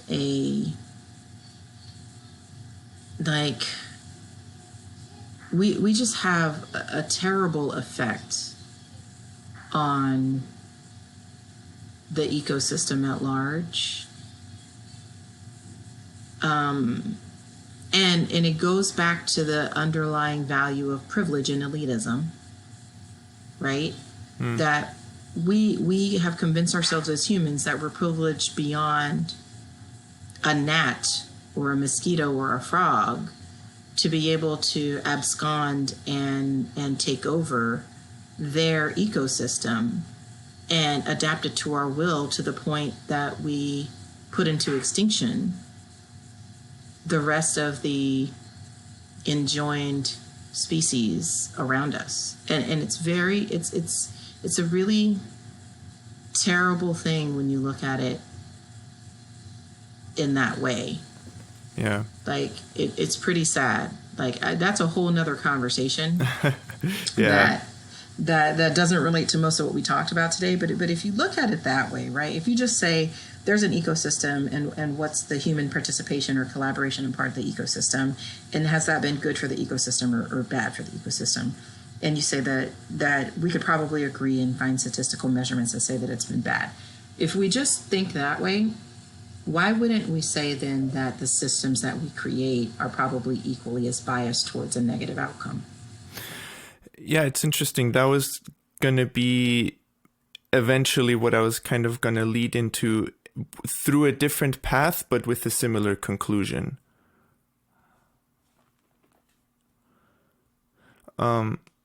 So, sorry, Sina, if there was something that you would like to say as well before I would move on to the next point, so to speak. Sure. Could you remind me as to what the three segments of a system, like how did you define it particularly? So I kind of, I didn't, to define them might take a while, but to just like say them, it was cooperation, whether voluntary or involuntary, adaptability, and sustainability. And what was your question leading into that? Just whether you would agree that these three, at a minimum, are necessary in order to have a successful system, any type of system. Right. I guess the only comment that I would have is that, I mean, all these systems eventually disintegrate to time and just human ineptitude. I'm reminded of Emily Durkheim, and I read his book Suicide at one point, and he came up with this idea called the labeling theory of deviancy. And the basic premise of this theory was that when parental institutions that govern us and that we depend on eventually fall down to corruption, we can assert that the institutions crumble, the people that are governed by these institutions also crumble. And there's just a sort of like mass mental breakdown. And as a historian who is, or not even a historian in progress, it seems like no matter how bulletproof a system might appear to be, just time has a way of decaying even the best of institutions, and then everything falls to the wayside. Civilization is tracking back 1,000 years to the present day. It seems to me that even today, as we're in the process of globalization and that there's all this international cooperation, there's just going to be some sort of tipping point that balances the scales. And I don't know, maybe this is a nihilistic take from me, but I just do believe that all good things eventually come to an end. Yeah, no, I agree. Yeah, I agree as well. And I think that's a good segue to my next point, which was about specifically human systems. You know, specifically human systems, and that's what maybe goes along with what you were saying as well, Sina, that every human system has good and bad things about it.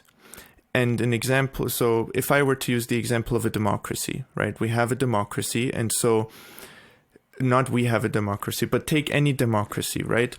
Now, what is the good thing about it? The good thing about it is that if we assume that people will vote in a way that is generally speaking for their own best interest, whatever decision the majority makes is in the best interest of the majority. Now, the bad side of that is that it creates the opportunity for the majority to actively oppress or, in worst case scenarios, do whatever they want with the minority, because in a purely democratic system, the majority vote wins. And so, for example, it would be in the rational best interest of the majority to take resources from the minority and redistribute it amongst the majority. That's one thing that happened during the era of Nazi Germany, where the Germans killed and oppressed and took away things from the Jews who were economically affluent during that time, and then redistributed that wealth and capital amongst the general population. Now, obviously, that is atrocious, and I'm not saying it was morally right. I'm merely saying that within a system like that, something like that can happen, and it is a rational decision for them to make. So would you guys agree that every human system, whether it's a democracy or a republic or any system of governance, any system of judicial system, whatever human system we take, that the system in and of itself, so not even with external intervention, the system in and of itself always has good things and bad things about it that are inherent within any human system? I think that's an extreme. How so? Because I think that there are human systems. If I call them systems, I'll call them communities. There are anthropological communities that don't fall into that pattern of behavior. It's through colonization that pattern of behavior became the norm. It's not because of the systems themselves. Maybe let me rephrase my point. You're right. If we look at, that was not the right way to phrase it. What I meant to say was that every human system inherently has the potential for good and the potential for bad that is inherent within the human system itself. But I don't think it's inherent to the human system. Let me think about this. So, because I was fascinated with animals, right? The fact of the matter is that animals exhibit similarly aggressive predilection toward bad behavior that humans do.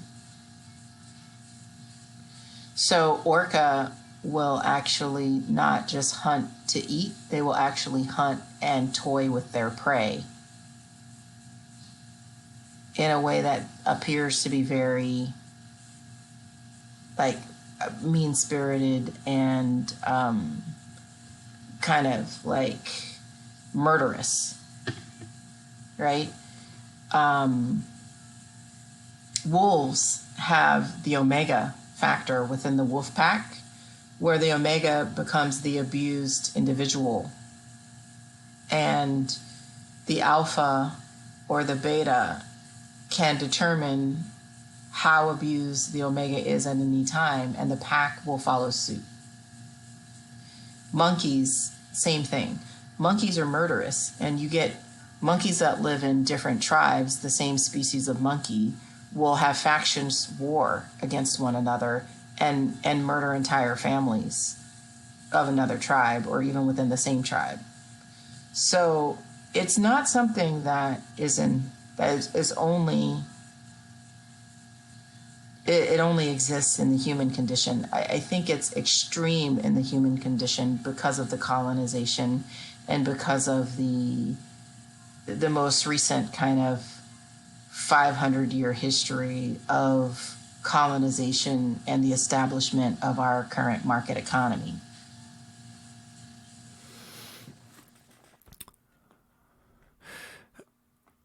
I would say that I think if we speak in practice, I think this is interesting again in the sense that it would be also a discussion about the practical and the abstract, because I would agree with you that in the practical, especially within the recent history, there is definitely a history of there having been a, let's call it, harmonious system in place within a certain indigenous community that was then destroyed or disrupted by a colonial community that intervened externally and destroyed that harmonious system. I think what I'm trying to say more is if we look at a system in its abstract nature, so not even a system how it has been applied in the past, but more in its abstract nature. If we just look at a system within its abstraction, just purely theoretically, and we say, we take the system of a democracy, we take the system of a republic, we take the judicial system of, punishing and rewarding things a certain way, or policing a certain way, and we take the theoretical without the application, and we would say, for example, like I said with the democracy, the inherent benefit of the democracy is that the interest of the majority prevails, which is theoretically in the best interest of the majority. But at the same time, inherently within the democracy, the risk is that sometimes the majority could act in its own best interest at the detriment of the minority, and that is an inherent within the system that in its theory cannot be denied, like that the system in and of itself has both of those things in place at the same time. If we only look at the pure theoretical nature of a democracy in its abstract. But it's not an abstract concept. I mean, it is an abstract concept, but it's not like you and I think, are saying the same things, because all of the examples that you're using as systems are really colonized systems. They're really the effect of colonization that didn't exist prior to 1500.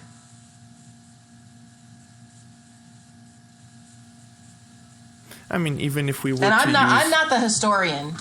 It sounds like Sina is more of a historian. Yeah, Sina. I was actually about to say that Athens did have a representative democracy at some point, and that the early Roman Republic did function very much like a republic with its own parliamentary body.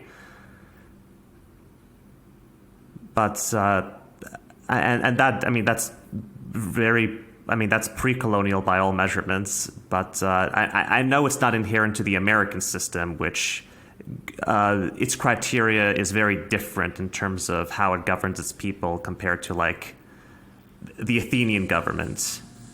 But even the Chinese throughout history have had similar organized republics or democratic, fewer democratic and more republic or dictatorships. They're known for their dictatorships, but they had tribal feudal systems for years, and those inherently are republic democratic systems, right? So like it all goes back to the concepts of the Western world. Like the Greeks in Athens survived. I would say they went extinct, or their community and their way of living went extinct well before the indigenous populations of America. So it's not a good example. It's just a widely known example. I think one thing that I would also say is that even if we were to look at, like, I'm reading this I'm rereading this series of books called the Stormlight Archive, or the first book is The Way of Kings. And in there, I mean, it's a fictional book, so I'm only using this as an example for a brain teaser, so to speak. There is a society in there that determines who is the ruler, let's say, of that community or nation based on age. So it's just whoever is the oldest one within that society gets to be the ruler of that fictional land.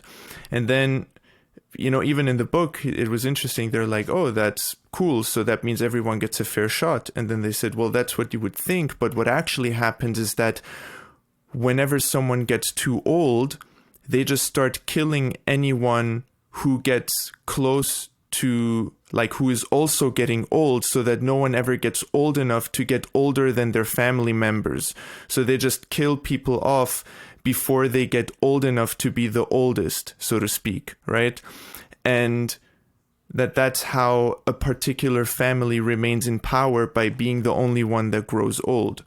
And so I think what I'm trying to say is that any system, tribal system, system of government, judicial system, any system that is used to organize humans into groups in one way or another, and to use it to govern or police or anything in any way, has inherently within the system risks in place that cannot be mitigated by the system itself. I think we have to come back to this one. All right. I got to run, but I'm not convinced. And the number one reason I'm not convinced is because history is written by the victor or by the survivor. But if you take scientific method and you look at anthropologically look at communities in Africa, in the Ottoman Empire, in, feudal China, in Scandinavia, the time of the I've been fascinated by Vikings, by the show Vikings on the History Channel, right? And I find it to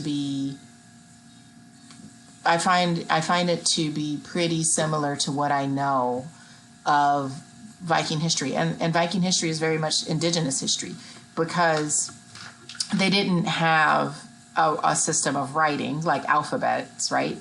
And they didn't have a large populace, and the environment was really tough. So they're really a group of they're indigenous people, pretty much. And so the majority of their history is lost because it was oral history. So history is written by the victors or the survivors, and it's communicated. So what you know is inherently biased based on what you've been taught and what you can read. But if you look at the scientific, historian, anthropological study of community systems that humans live in, there are by far many better systems than what we have today that I think, going back to our people are the same everywhere, there was a risk of kind of power struggles or illogical benefits going towards, rules being set up to benefit the few at the cost of the many. But in general, there's plenty of examples where that's not how really well-known communities engaged in daily life. Like, they just did it differently. And one of the kind of ancient surviving communities that we can point to is Tibet.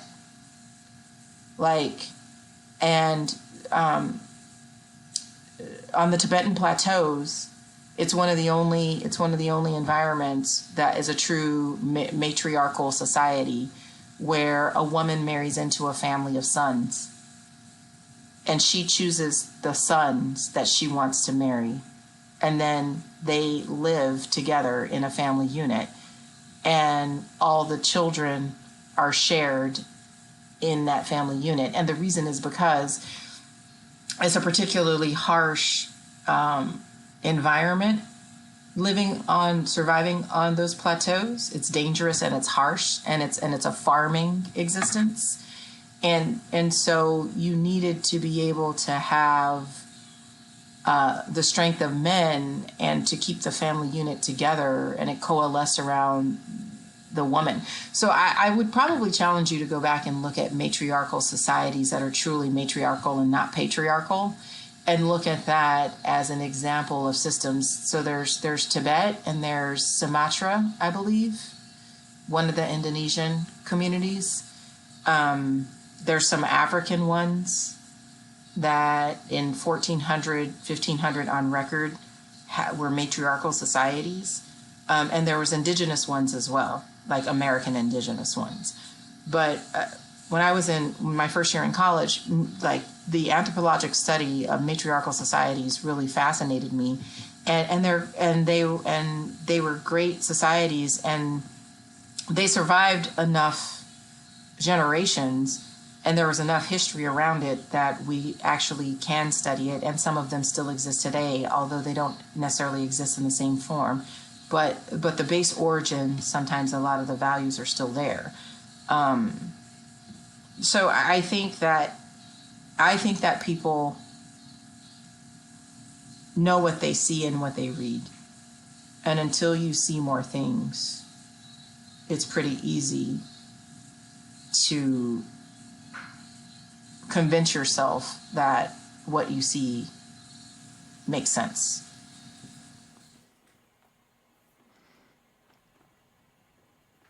Yes. Yeah, I'll look into the matriarchal societies in Tibet and Sumatra.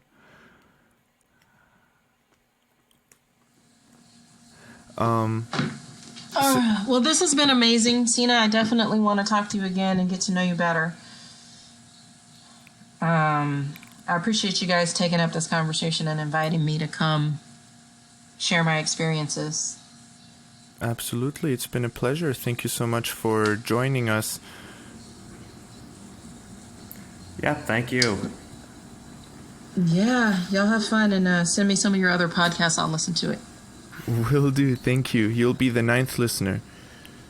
Okay. Have a good one. The first non-family member, probably. Yeah, right? Perfect. All right, let's do it. Bye. All right, thanks. Bye. Sina. Is the recording off? Hold on. No, but stay on. I actually wanted to continue. So I actually wanted to clarify, because I was actually a bit confused by the points of contention that were going on between the two of you. So could I just steelman your argument for a second? Yeah, go ahead. I think what you were trying to point out was that within any system of governance, or within any human system for that matter, that there's a sort of give or take quality to it, that you're essentially applying the Pareto principle. That is to say that within any single domain of production, there's always going to be some sort of inequality. And what you were pointing at was that, like, for example, in a representative democracy, the majority ultimately holds the power, and that it can be at the expense of the minority. And yes. I think that your point was that basically exists within any system. So in the case of the systems that exist today, particularly in the West, the minority that is suffering is, let's say, people of color. But then if we take a hypothetical example, like let's say we reverse that, let's say that there is a matriarchal society for that matter. Is the minority that gets left behind in this case males? Is that what you were trying to say, that there's a give or take quality in every single system, regardless of the pre-colonialist or post-colonialist ideals? Yeah, essentially my point is this. My point is that if we look at any system in its abstract, so not in its application, and I will get to why not in its application, because the application can change certain things about the system. I'm saying the system in its abstract. If we take a democracy in its abstract, we take a republic in its abstract, meaning that we only look at the idea. What is the idea of a democracy? The idea of a democracy is that, a representative democracy, is that major laws and representative people within government are chosen by the majority. 50.1% chooses what happens on major fronts of the society, right? So my point is merely that if we take a system in its abstract before we apply it, we need to be able to admit that every system has a potential positive, meaning that people will act in the best interest of the majority, which is good for the majority, right? That is generally speaking a positive, but it can also be a negative, which is that it can be at the cost of the minority. A republic, a representative republic like what we have in the US, which is that, you know, the minority can supersede the majority through the representative republic, sometimes at the detriment of everyone, sometimes at the benefit of the defense of the minority, right? So essentially the minority cannot be trodden upon, but that also means that sometimes the extreme minority, meaning that a minority that has an extreme opinion, can supersede the majority, even though its views are extreme, non-centrist, and at the detriment of everyone, except for the minority, right? So like, we need to recognize that inherent risk exists within the republic because the minority, under certain circumstances, can supersede the majority, even at the detriment of the majority, right? Like, pretty much any system you look at, you can find the two balancing out each other, a good and a bad. That's essentially my only point. No, right. And I mean, to just extrapolate on your point with relation to an extreme minority that supersedes the majority, if we're talking strictly systems, that's essentially colonialism. Europe represents the vast minority of the human population. And when you look at colonialist countries, you essentially have like 5 or 7 viceroys that are governing the cumulative population of an entire African country. And they do so... Yeah. They do so by proxy of just, you know, hiring a local army, and then at the same time hiring a local workforce while simultaneously exploiting them. That is a minority system. Yeah. And exactly. Yeah. No, I understand your point. Okay.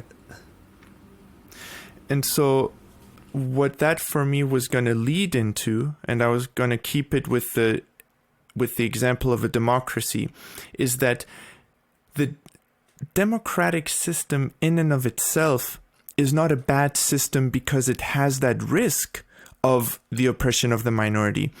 What it means is that there needs to be an external check, so to speak, like when we talk about checks and balances, right? There needs to be an external entity or an external system that keeps this main system in check, right? So for example, you can have a document that represents the rights of everyone, such as, you know, the Bill of Rights within the US.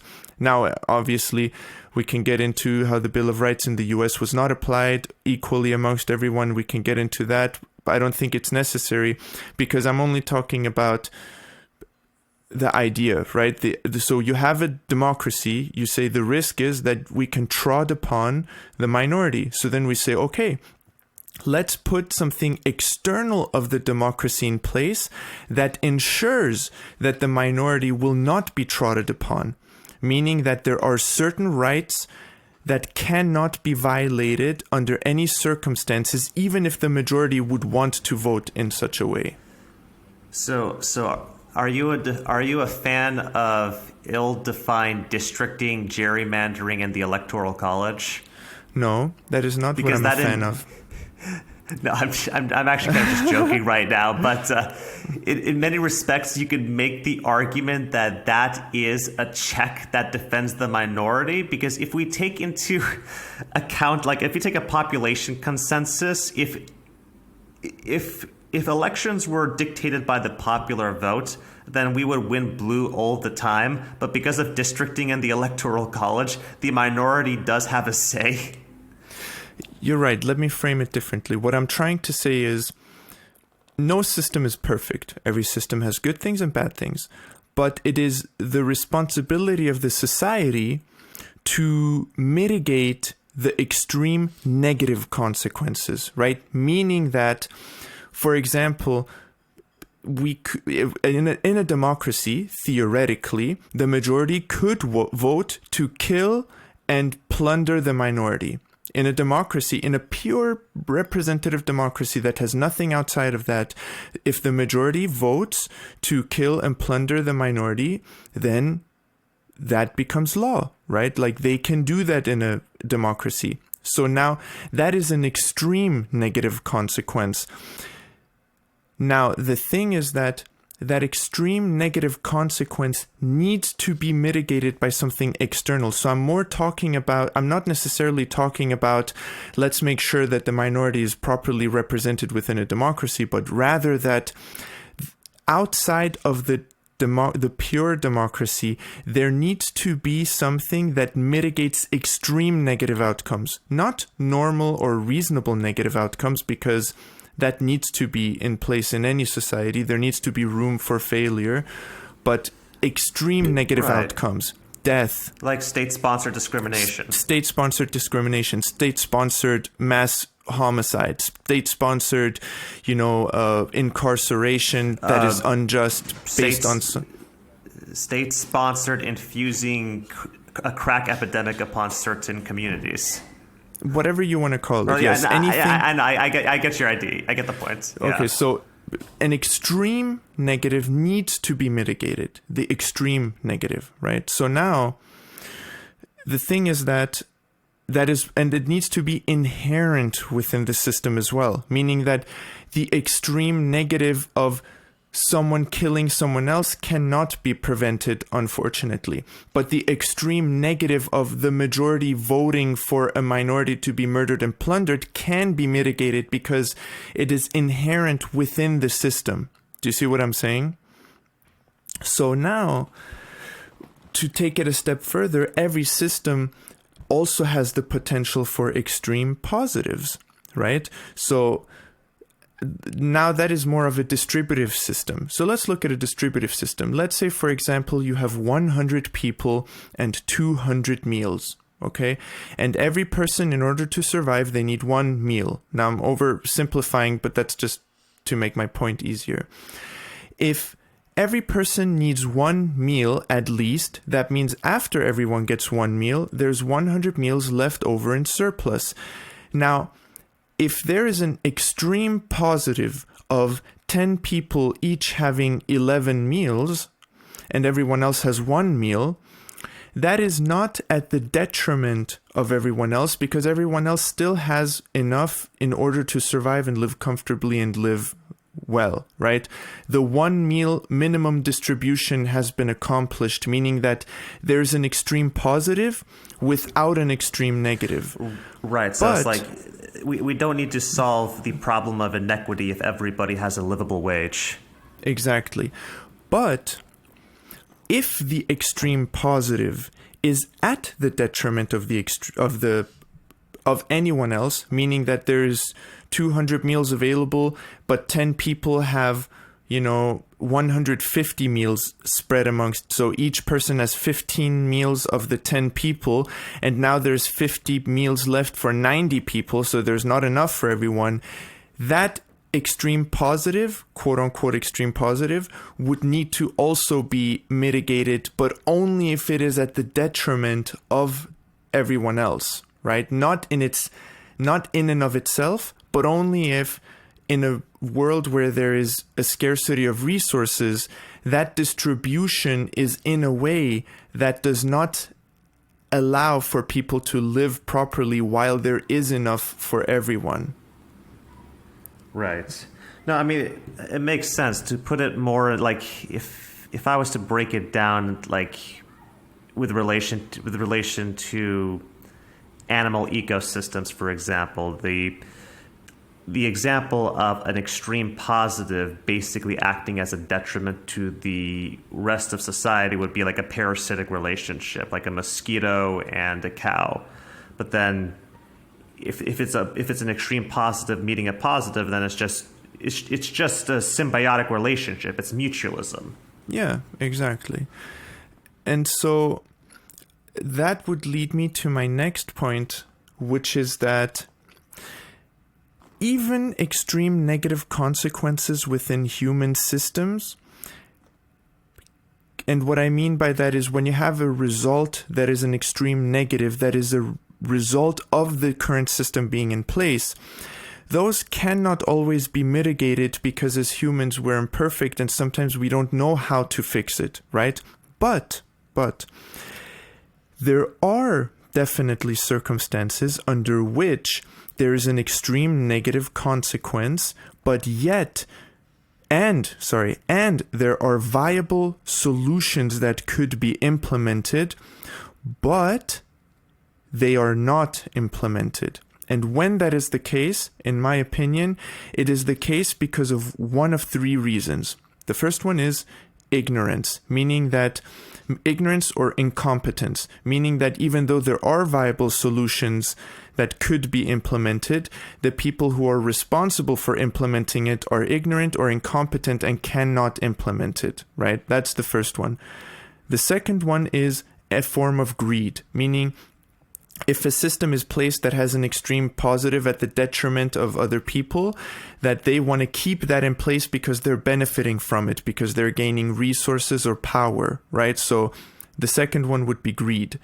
The third one would be a form of malice, meaning that you have hatred towards the people that are suffering and you want their suffering to continue for the sake of their suffering, meaning that you have a form of ism, like racism, where you would say, I want black people to suffer because they are black and they deserve to suffer because of their skin color. So that is a form of malice, right? You wish ill upon other people because of any reason whatsoever. And I would say that generally speaking, any time that there's an extreme negative consequence that is a result inherently of the system that is currently in place, that has viable solutions that are not implemented, that it is one of these three reasons why it is not being implemented. Would you agree? Or what do you think?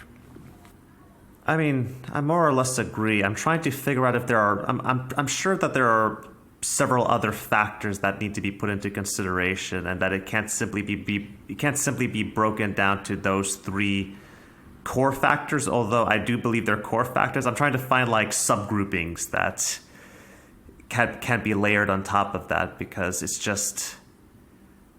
I more or less agree, but I just think there's a bit more complexion that we could explore to it as well. I am certain that there is more nuance and complexity, but in order for us to understand certain things, sometimes we need to simplify them to a degree because, you know, even if we look at psychology, right, every human is unique and different, but in order to find something so that we can make sense of the world, at some point we need to make a degree of generalization and a degree of simplification, because there is an infinite amount of variables. So I'm just trying to check off the most overarching and prevalent examples that I can think of. Right. But I agree with you on that point. Right. I guess the difference is you're using heuristics.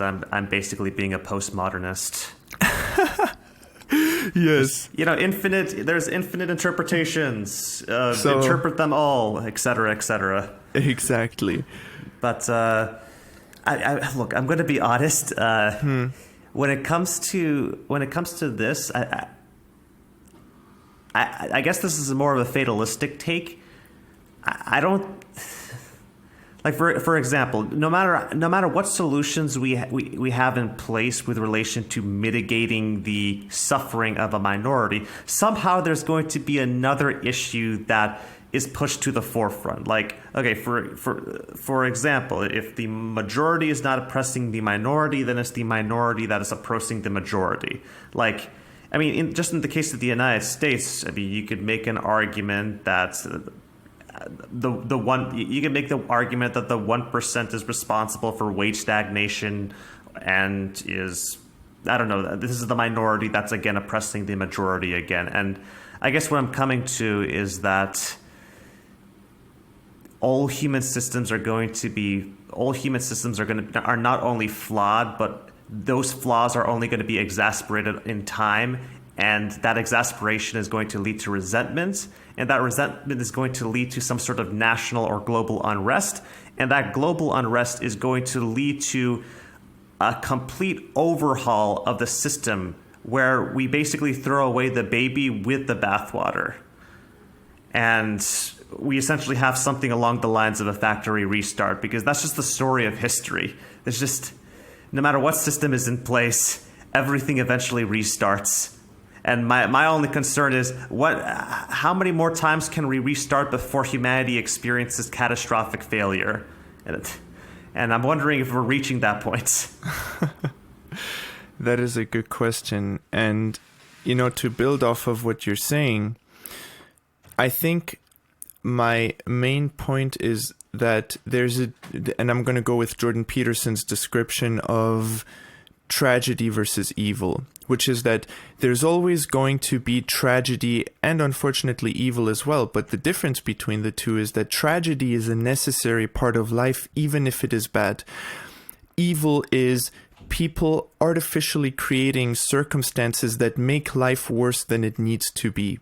And so my main point is that when we have a system in place that has the possibility of implementing evil, right? Like in a democracy, it would be evil for people to kill the minority because they're making their lives, or they're ending their lives in this case, and that is making conditions of existence worse than it needs to be, right?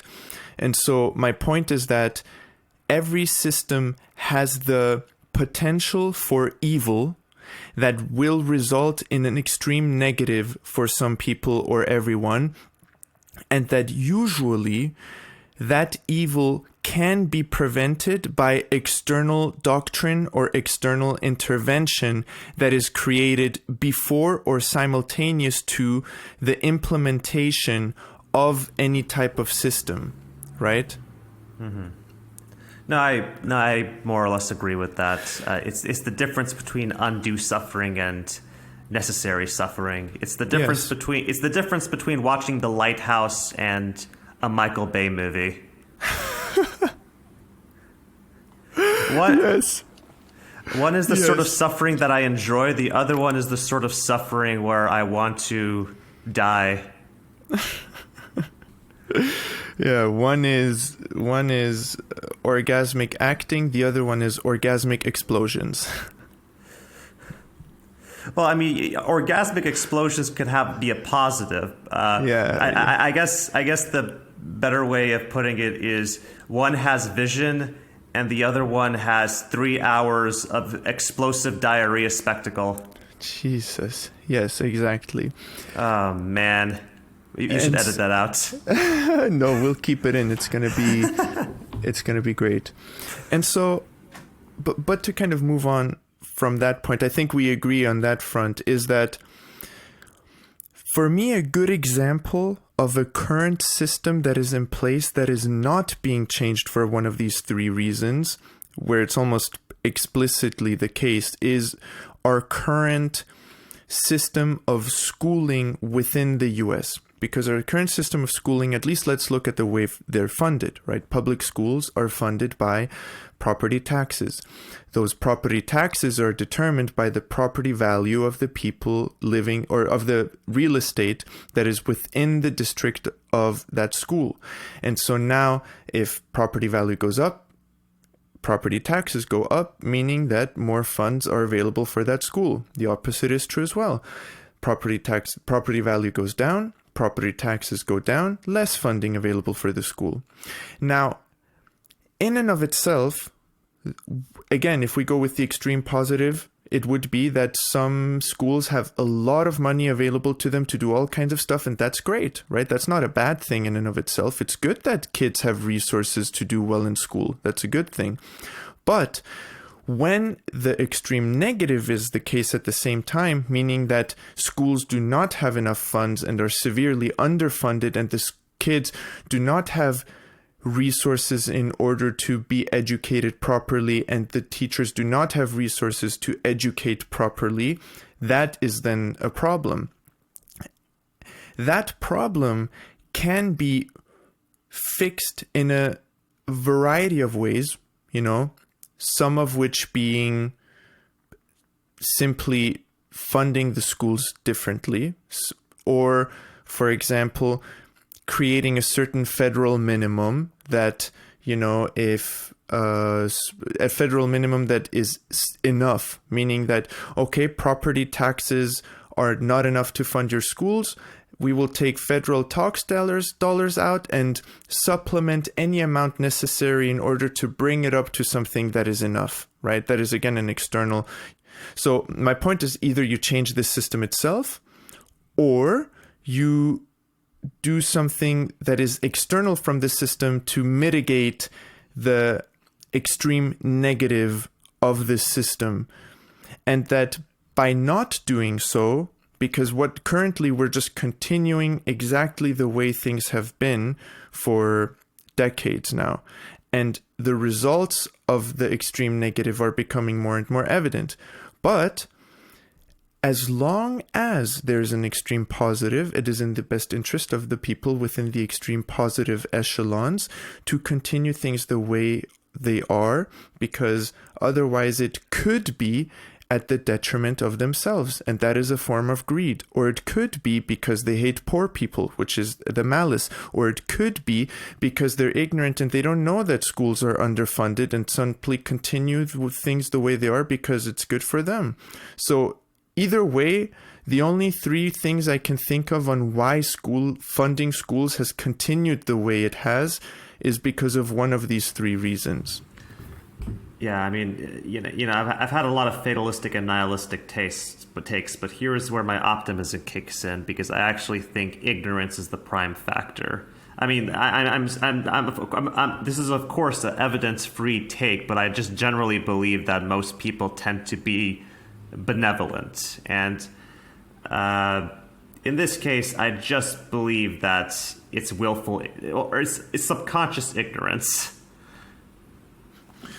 Maybe so, but my point is actually that we don't. Well, I was going to get to that later, but my point is more so that when there are viable solutions in place that are maybe not easy, but that are definitely doable, right? And that those are not implemented regardless of there being viable solutions, that it means that at the very least, one of these three conditions is in place, and usually one or a combination, let's say, of these three principles is in place. And the whole reason why I'm bringing that up is because when we look at our society within the US, we have extreme negative consequences towards a specific population, meaning that, for example, the prison population is majority minority. That seems oxymoronic, but it is. The majority of prison populations are constituted of the minorities of the society in large. It is majority men. It is very punitive. People who come out do not, even after they serve their time and have been dealt their punishment, are still not integrated into society properly and cannot find jobs. They're stigmatized as felons and have a conviction record wherever they go. Exactly. So we have a system in place that causes that the system in and of itself has intrinsic things in place that cause the undue suffering of a specific population. Now, the question is, are there certain viable solutions in place? Sometimes yes, sometimes no. But my point is that when these extreme negative consequences are in place, it is the manifestation of one of these three principles, meaning that the fact that there is such a large prison population within the US and that it is constituted of, that the majority of that population is constituted of a certain demographic, that represents a certain problem within our society. No one can deny that it does not represent a problem. And the fact that the people who are in power currently are not able to implement anything at all, to help mitigate these extreme negative outcomes that are a consequence of the system itself, means that, in my opinion, one of two things needs to happen. Either the people who are in charge need to change, or the system itself needs to change. And so, because the people who are currently in power exhibit one of these three things, they're either ignorant or incompetent, they're either greedy, or they have some sort of malice. They hate someone, or they wish ill upon someone. Well, so before I draw my final conclusion, would you agree with that aspect of it? Yes, draw your final conclusion now. My final conclusion is this, that when we say America is racist, the problem that I have with that is that the reasons we look at for drawing those conclusions in today's day and age, I'm not disagreeing that America has not been racist or that there are not racists in America, but when we look at the system as a whole, we look at the system of the United States as a whole with all of its individual subsystems in place that are then made up of people or principles, right? It all goes up into one big American system that if we make the case, and I wish TaMiya would have been here for that because I would have been interested in her opinion about this as well, but I'm interested in yours as well, Sina, which is that in my opinion, for us to make the case that today's America is racist, in my opinion, is a possible hurdle towards finding good and viable solutions, because all of our solutions come from a biased point of view, which is that every problem that we look at that has to do with racial disparity, or even any problem, every problem that is part of the United States, as a system, we always look to the third one of malice. We always say it's either sexism, racism, oppression, hate, classism. We don't take into consideration the aspect of ignorance. We don't take into consideration the aspect of greed. You know, for example, we have laws in place like Citizens United that make greed a huge problem. We have distribution of resources in place that make greed a huge problem. And so then you could have women or minorities in place who are greedy, who would continue to do things the same way, but now it's just women and minorities doing it. Because we tried to make a more diverse population that is not subject to the third fallacy of malice, but they're still subject to the second fallacy of greed. And so my final conclusion is that, in my opinion, if we want to truly fix problems that are inherent within the systems, we need to have the starting point of objectivity and not the starting point of bias, and only working towards one of those three possible bad conditions that could cause an extreme negative outcome towards a specific population. Spoken like a true protege of Thomas Sowell. No, Thomas Sowell is way out of my league. Still, at least at this point, he's way out of my league. But I'm working there. He's out of most people's league, which is the unfortunate part of today. But no, I mean, you basically outline. I've read a few excerpts from Thomas Sowell, and I more or less think that your line of thinking is in tangent with his, which is that he believes that while racism is certainly a component to the disenfranchisement of black people, in that we could go back to redlining, and then we could say that the reason why there's household income differentials is because they were disadvantaged from the start, and because of that there aren't investments that are going into these communities, and because of that, that's why public schooling, like, it's like you could draw these lines, but then at the same time, by only looking at that factor, you're only solving, let's say, a portion of a much larger problem. Because at one point, Thomas Sowell outlines that, well, it's not just racial bias that is affecting the disparity or the disenfranchisement of African Americans, but it's also the fact that the welfare system, there's such a dependency on welfare, and how that's basically taken away it basically exempts people from the requirements of civilization today, or Western civilization, which is work, behavioral standards, personal responsibility. And he usually cites a ton of statistics that correlate that. Like, for example, black family units that have two parents are on the single digits when it comes to the poverty line. Whereas if you look at single parent households that are more negligible when it comes to these three factors that I just listed, it's over 21%. And I guess more or less what I'm trying to say is in line with what you're trying to say, which is to say that while I do believe that the system inherently disenfranchises certain groups of people, to say that it is only on the front of malevolence is a very simplistic take on this otherwise computationally complex issue.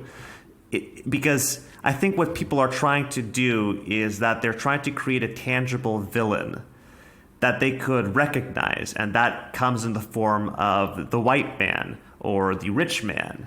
And they see those as it's like, if we could take these people out of the equation, more or less, then everything will be resolved, and we know that to be false.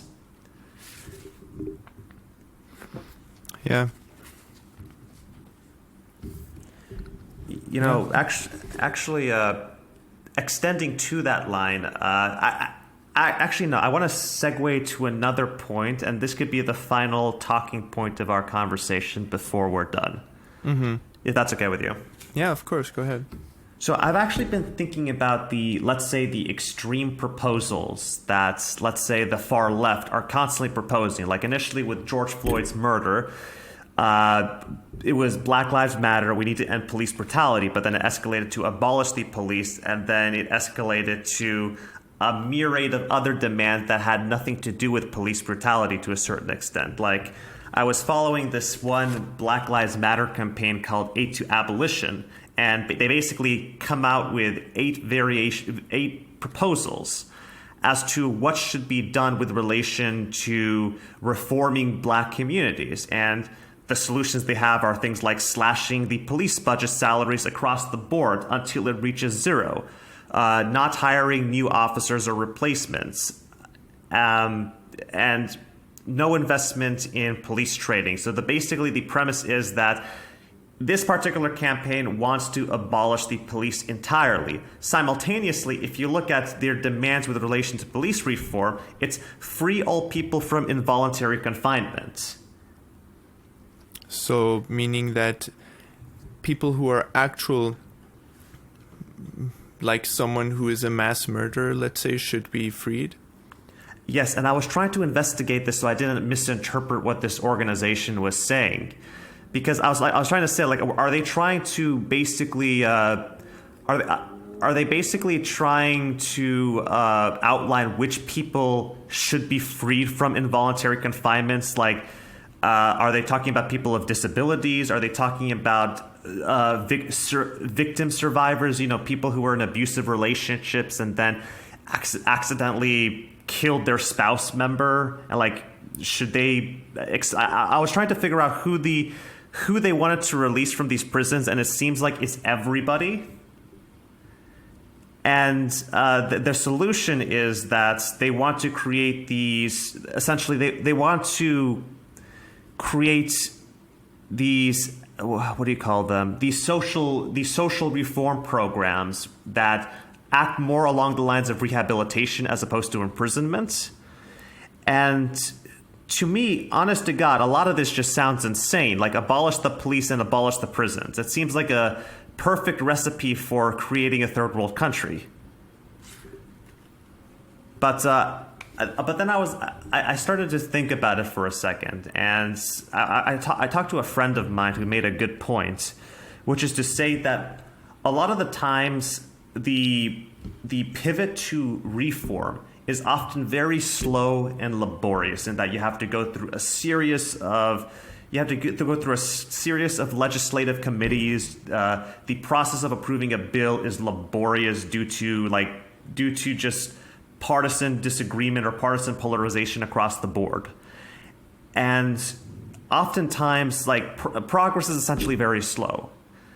And what he said was that oftentimes when people make policy subscriptions that are as extreme as I read, don't take it literally, but more take it more along the lines as something that's metaphoric, which is to say that by discussing these issues, we open up the overton window for police reforms that are not as radical as we proposed, but at the same time, with these proposals on the table, we could make a bargain with our representatives, saying that, okay, if you don't want to do this, how about we do this instead?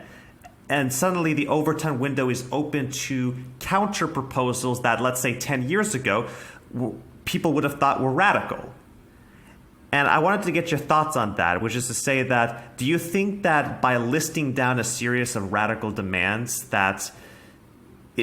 do you think by listing out a series of radical demands, it frames the conversation in a way that adds a lot of confusion? Or do you think that it actually works as a good tool to basically get a bunch of counter proposals to the legislative floor to fast track reform processes, whether it's police brutality or whether it's the disenfranchisement of African Americans? Do you think by using radical proposals that we could actually? I mean, I'm basically regurgitating or reciting my point again. So, what are your thoughts? My thoughts are this. So my first thought is that my main concern is always this, which is that I am vehemently and strictly against consequentialism. So meaning that if people say that, look, what we propose, we know that it's ludicrous, but we're doing it for the end goal of having a good policy in place, I simply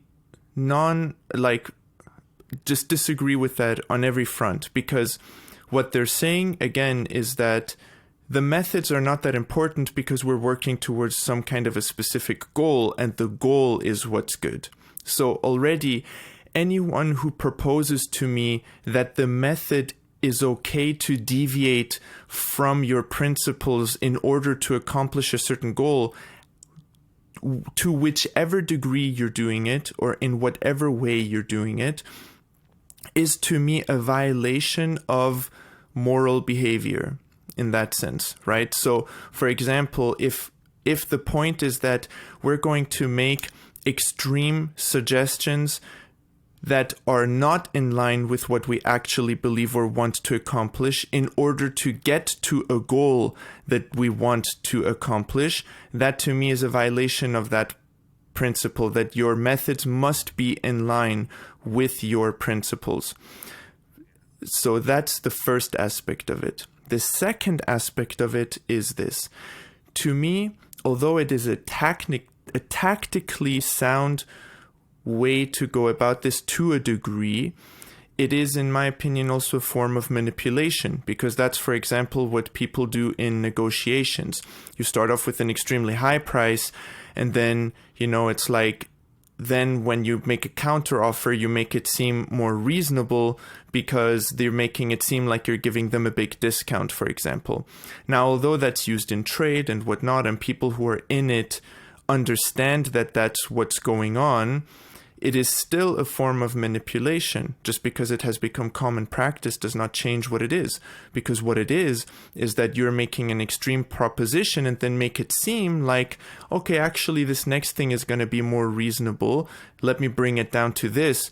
But it is actually still an extreme. Like if I buy something for 10 cents and then I'm like, I'm going to sell this for $100 and you're like $100 and I'm like, okay, I know you well. How about 80? You're like, oh shoot, okay, 20% discount, yeah, I'll take it, but I still sold you something I bought for 10 cents for $80. Like, it does not change that I took advantage of you in some way or another. And not only that, but I'm being dishonest because I'm presenting ideas that I don't even believe in as if I believe in them in order to manipulate you into a position to believing that I'm actually reconciling with you and coming to an accommodation and a compromise, when in actuality, from the beginning, I had something in mind and am now just using methods in order to get what I want from you. And I'm saying I disagree with that line of method again. And third, but not least, I understand. Oh, sorry, go ahead. Sorry, go ahead. Well, no, go ahead and address this. Please. I have one more. Okay. So I want you to finish your point, then I'll address it. Okay. So my third and last point would be that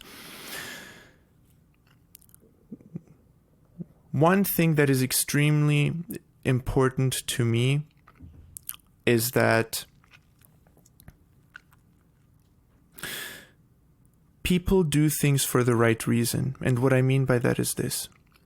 If you make a proposal that is extreme in nature and not what you actually want, right? So actually, let me back up a second. If what you believe in is that you actually want the police to be completely defunded and for every person who is currently incarcerated to be free, and you're proposing that as a possible solution, and that's what you believe in, and that's what you're working towards, and that's what you want, then I would not disagree that that is a good way to do it, because they're being honest, they're being genuine, and the methods that they're putting in place are in line with their principles, right? It's only the example you gave me of using radical examples in order to get a different solution, right? So I want to make that distinction right now. And so the reason why that distinction is important is because third, and definitely not least, is that when we have certain leaders, right, whether it's leaders by proxy or whether it's leaders through a formal process, and those leaders represent certain ideas or manifest certain ideas or explain certain ideas, however they're making their ideas known, and that those ideas are supposed to be a representation of the group of which they are leaders of, then they need to be honest.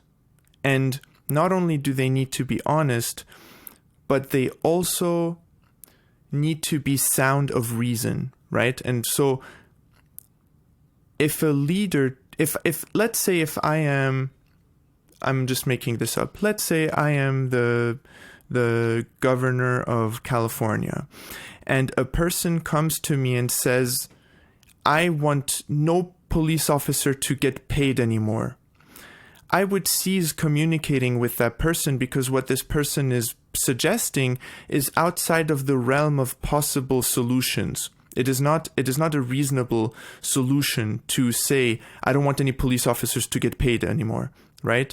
So now I have ceased contact with them because what they proposed to me was so outside of the realm of realistic solutions that I disengage from them because I don't find their input valuable within the context of a public discourse.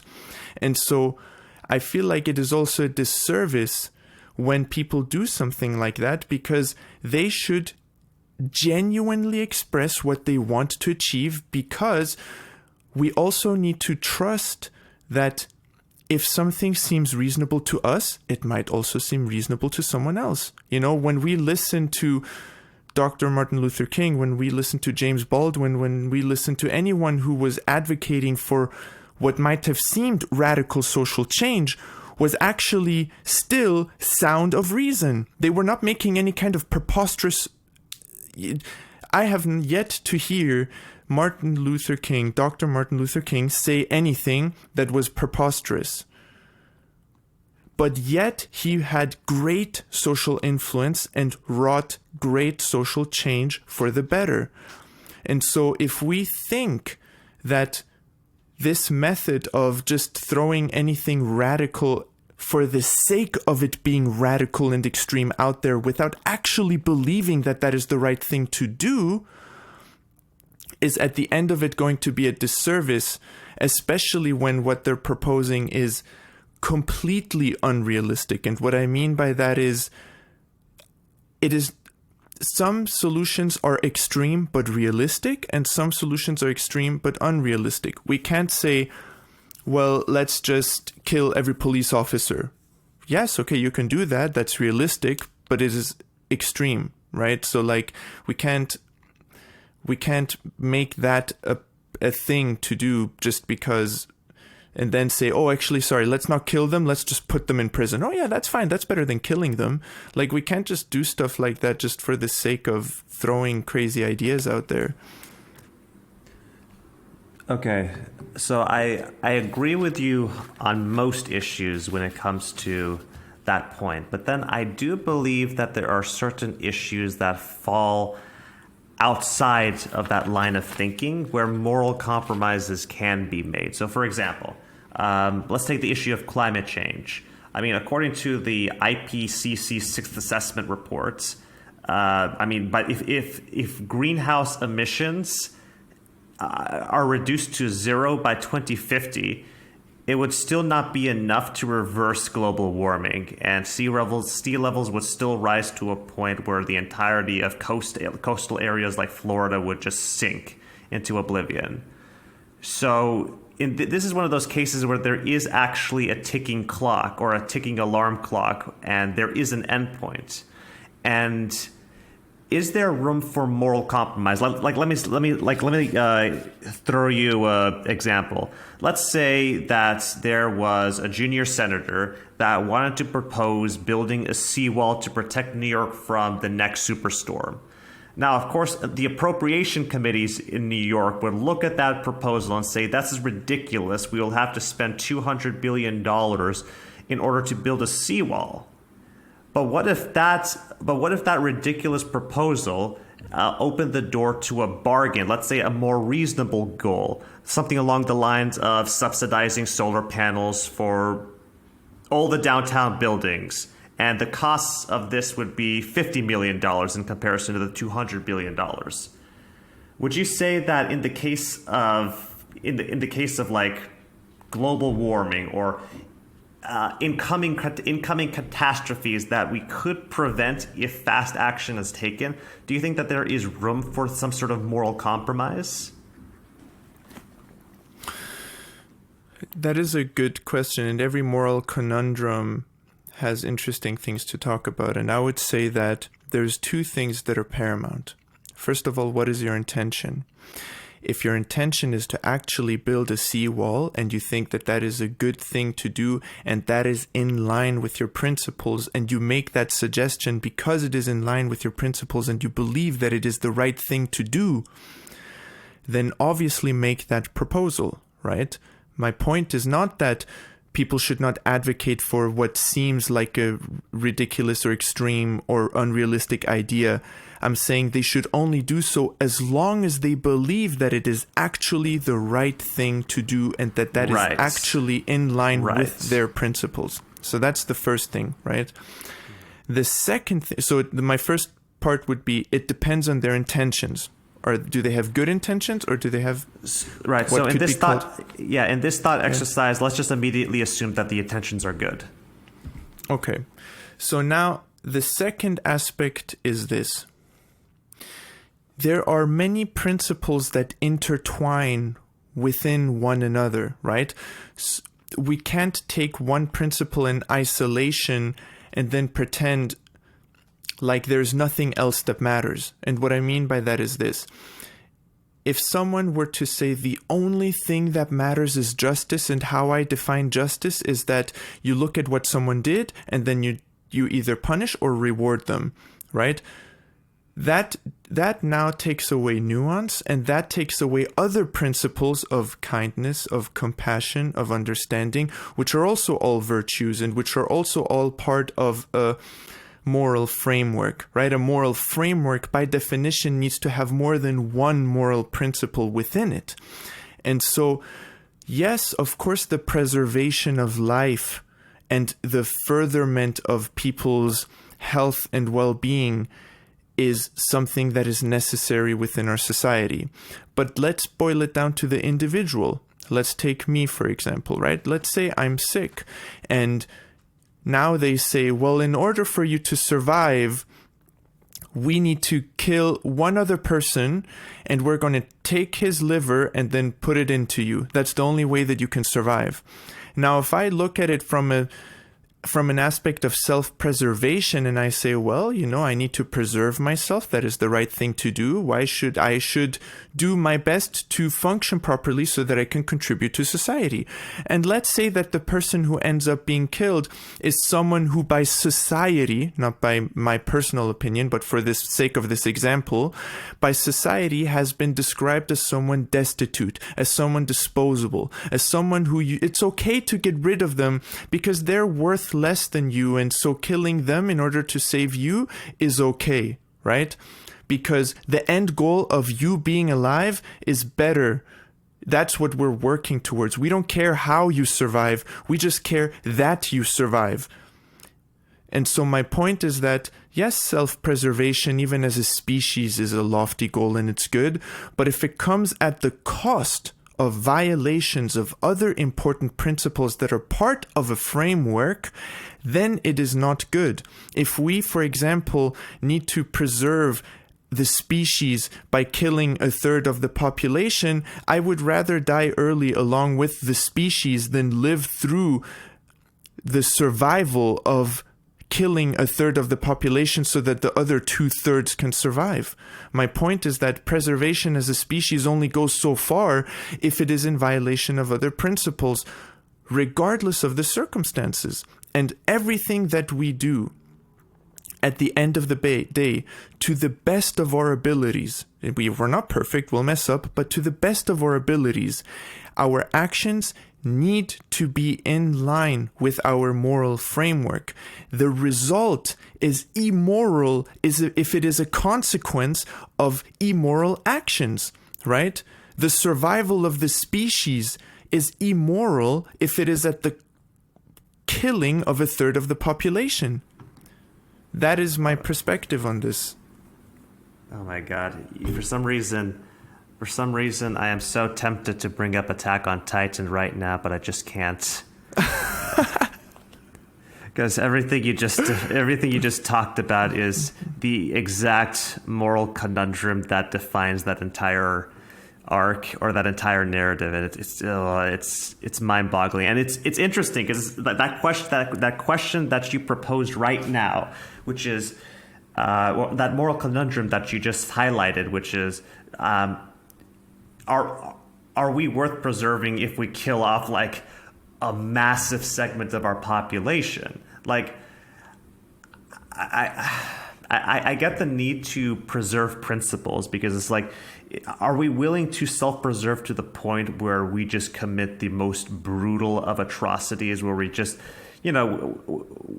we basically fall in line with Darwinian principles, and certain populations are disposable while certain populations are viable, and it's like suddenly we're not the omnipotent sentient beings that kind of have this sort of altruistic mindset that other animals don't. We just fall in line with the rest of the animal kingdom. I don't know.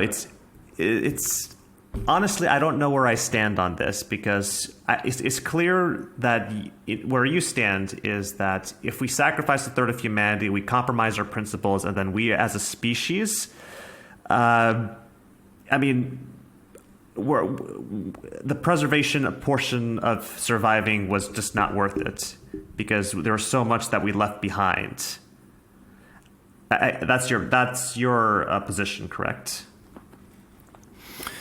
Yes, but my position, I would add a little caveat to this. My position is more so this, that the end goal in and of itself cannot be morally right or wrong. What I mean by that is this. The end goal of preserving the species is not in and of itself right or wrong. It becomes right or wrong depending on how you get to that point. That is what makes something right or wrong.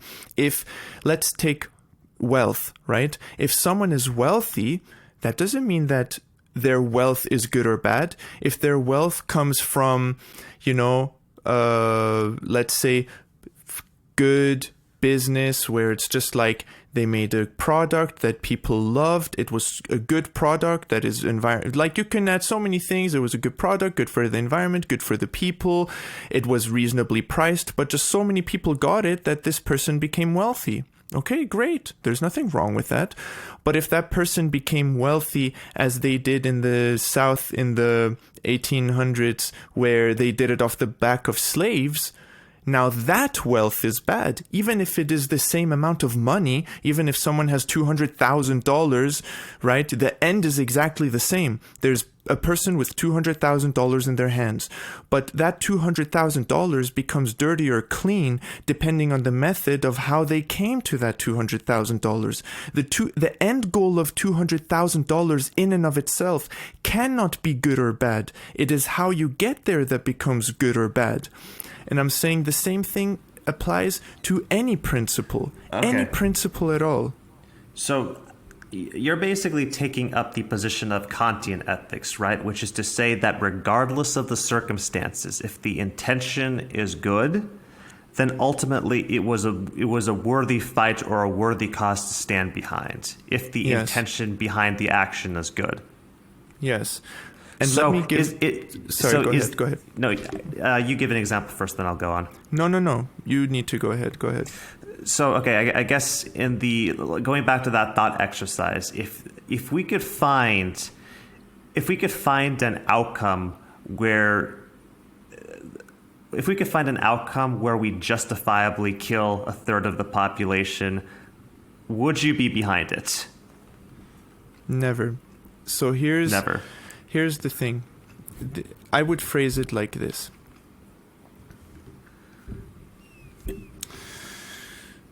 Oh man, I kind of lost my train of thought. You should say something. I know you have more to say. Well, I'm not sure how much more I do actually have to say, but I guess where I stand on the issue is it's almost impossible to have a justification, because the fact of the matter is that third of the population. Okay. The only way that I could see it being a justifiable outcome is if we indiscriminately kill a third of the population, regardless of circumstances of wealth, sex, or race. That it is just completely random selection. Beyond that, it also has to be consensual. I don't know if a third of the population will consent to death, but I'm pretty sure a ton of people would. I know this is more of a thought exercise, but I'm just like, because this is actually like a thought exercise that's been boiling in my mind for a very, very, very long time. Like, I guess one example is, you know what? I can't bring it up. I can't bring it up because otherwise I'll bring it up. I'm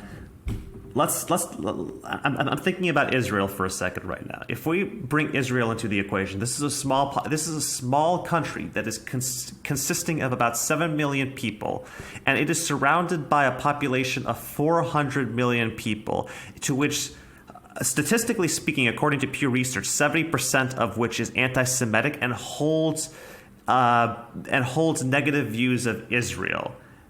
And I don't know how much of that means that I don't know how much of that population will essentially resort to actual action in terms of, freedom fighting, launching ballistic missiles, et cetera, et cetera. But the idea is if there had to be a trade-off, let's say if there was an Arabic coalition that wanted to destroy the entirety of Israel, kill all the women, kill all the children to the point where it's completely desolate, would Israel be in the right to use nuclear weapons?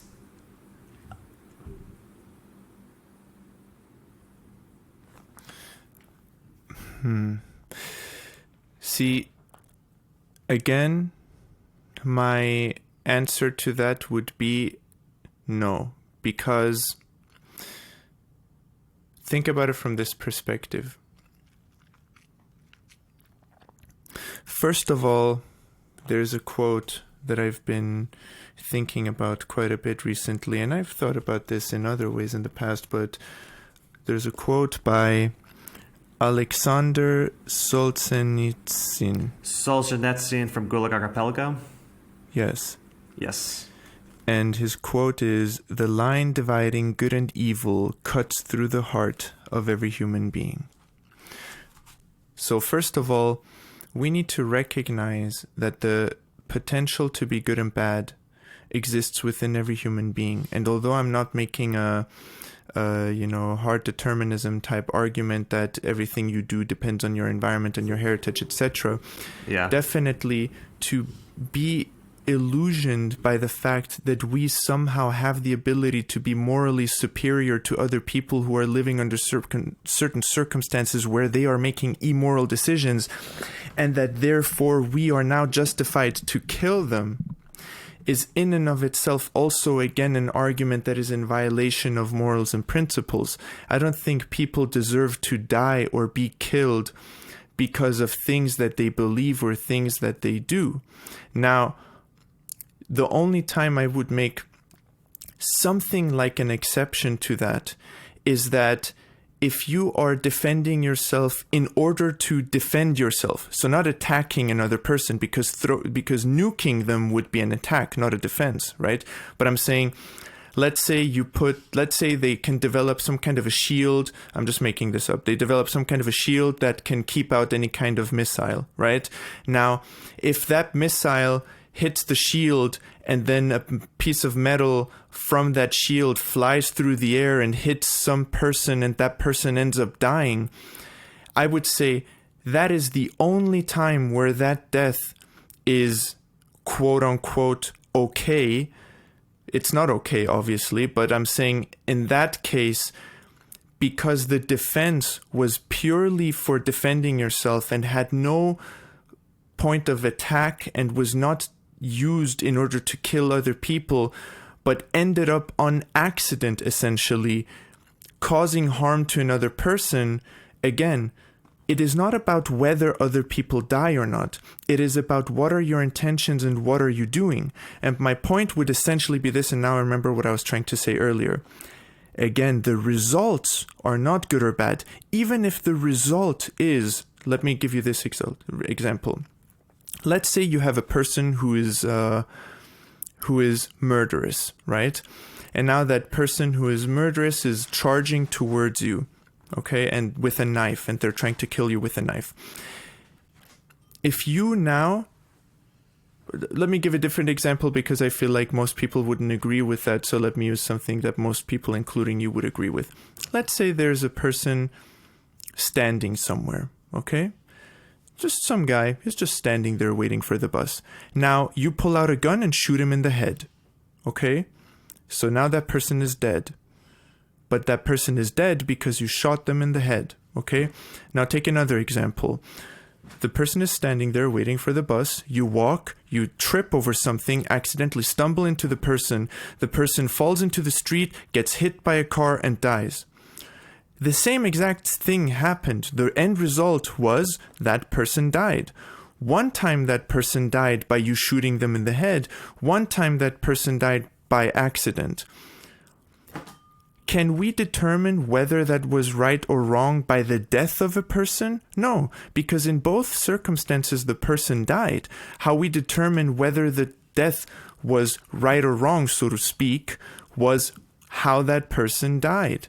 And I'm saying that principle simply applies with everything. If you say, I'm going to protect myself against homicidal people by nuking them, I would say that that is definitely an immoral thing to do because you're nuking people, right? The methods that you are using of nuking other people is a method that is abhorrent.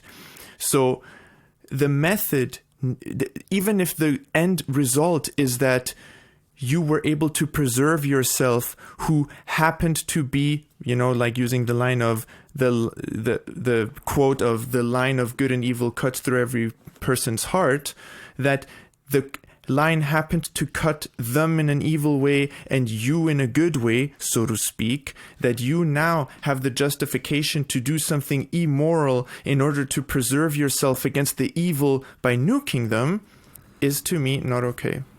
So let me just give a bit more specificity to this thought example, because the point that I'm trying to make here is that let's go back to the Israel and the Arab coalition example, right?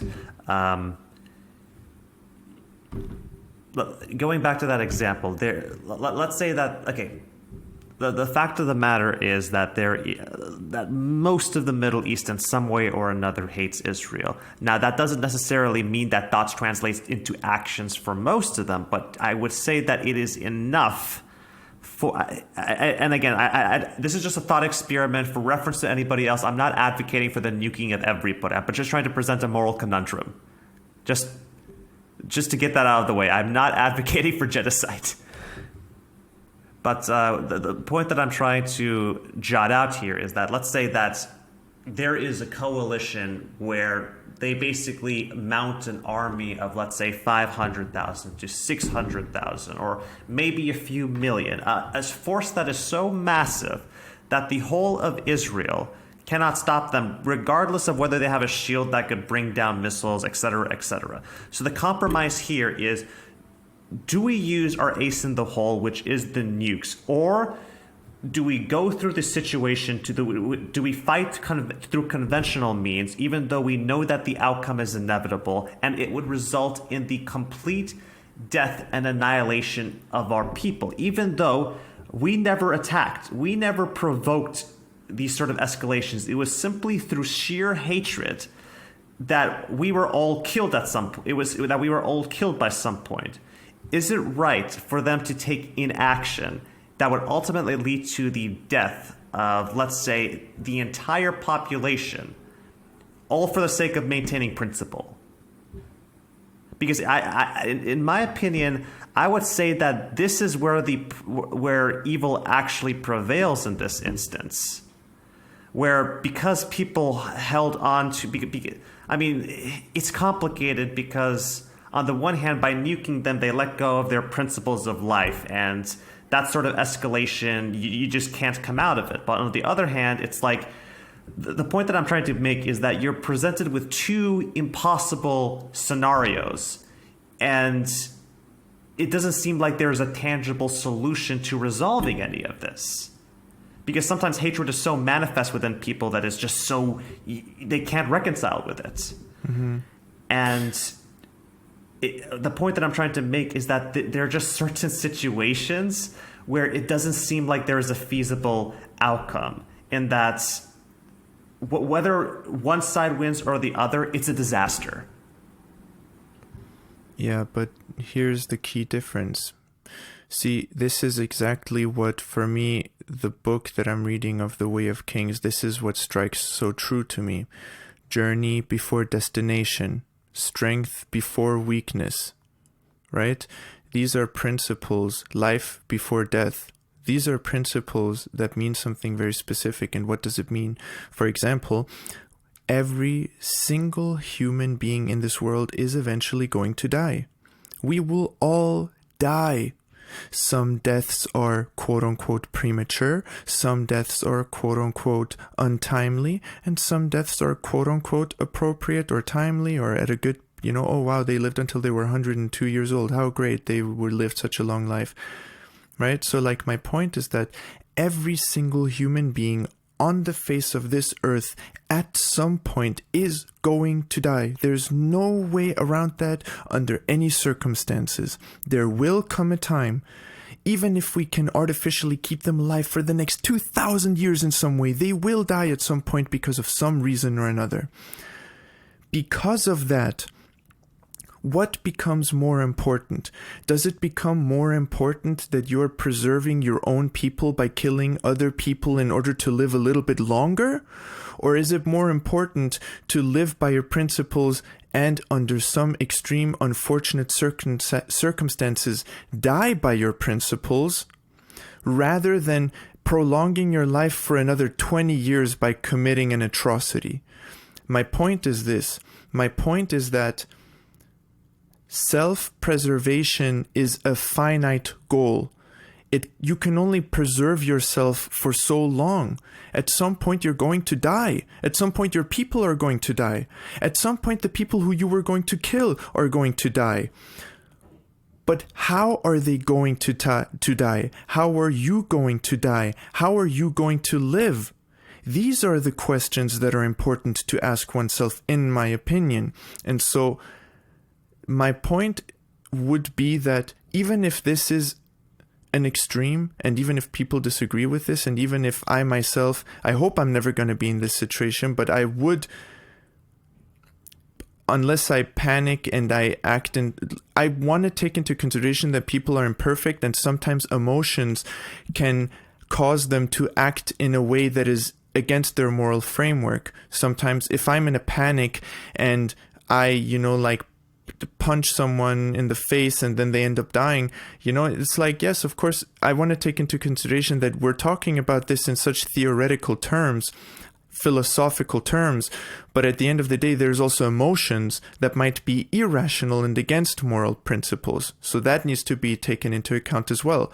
But if you're asking me from a purely philosophical, moral framework type perspective, my answer would be that, yes, the nuke should not be fired, and we should die. That would be I would stick to my principle in this scenario as well, yes. Okay. Well, I don't know if I could, again, my emotions might make me act irrationally, but if I'm looking at it from a purely philosophical perspective, I would stick to the principle and die. And because you say evil prevails, but at the same time it doesn't, because as we discovered, the end result is not what determines whether evil or good prevails or not, because if a person dies by accident or if a person dies by homicide, the person's death is not what determined whether it was something good or bad. It was how that person died. And so again, if I get killed because I didn't commit an atrocity in order to survive, did evil prevail just because I ended up dying and they ended up living? Or did moral virtue prevail, goodness prevail, because I didn't decide to act in an atrocious manner in order to preserve myself and my people? How do we determine whether good or evil prevails if it is not through the end result? Because the end result, as we discovered, cannot be the determination of good and bad. It is how the things came about that is the determination of good and bad. And if the death of my people came about because we decided to do what was right and not fire a nuke, then in my perspective, goodness would have prevailed. And evil would have prevailed if we would have nuked them. From our perspective, you're right that evil prevailed from the opposite side's perspective because they decided to kill us, which was bad and immoral. And so now our deaths were cause of immorality. Our deaths were the cause of evil. And so the evil prevailed from their perspective, but the goodness prevailed from our perspective. Do you see what I'm saying? I see what you're saying. I also see that we're at the 3 hour and 18-minute mark. So, Yeah. And it's actually almost 12 p.m. and I got work tomorrow, but You mean 12 a.m.? I don't know anymore, man. Yeah. All right. Yeah. This conversation has lasted so long, and I'm so mentally drained that I can't tell if it's night or day outside. But on that note, I bid all of you farewell. Thank you, Bayan, for Thank you, Sina John. such a intellectually stimulating conversation. I hope we have more guests in the future. Likewise, as well. and same. And, that ends this episode. Take care, people. Bye. All right. Bye.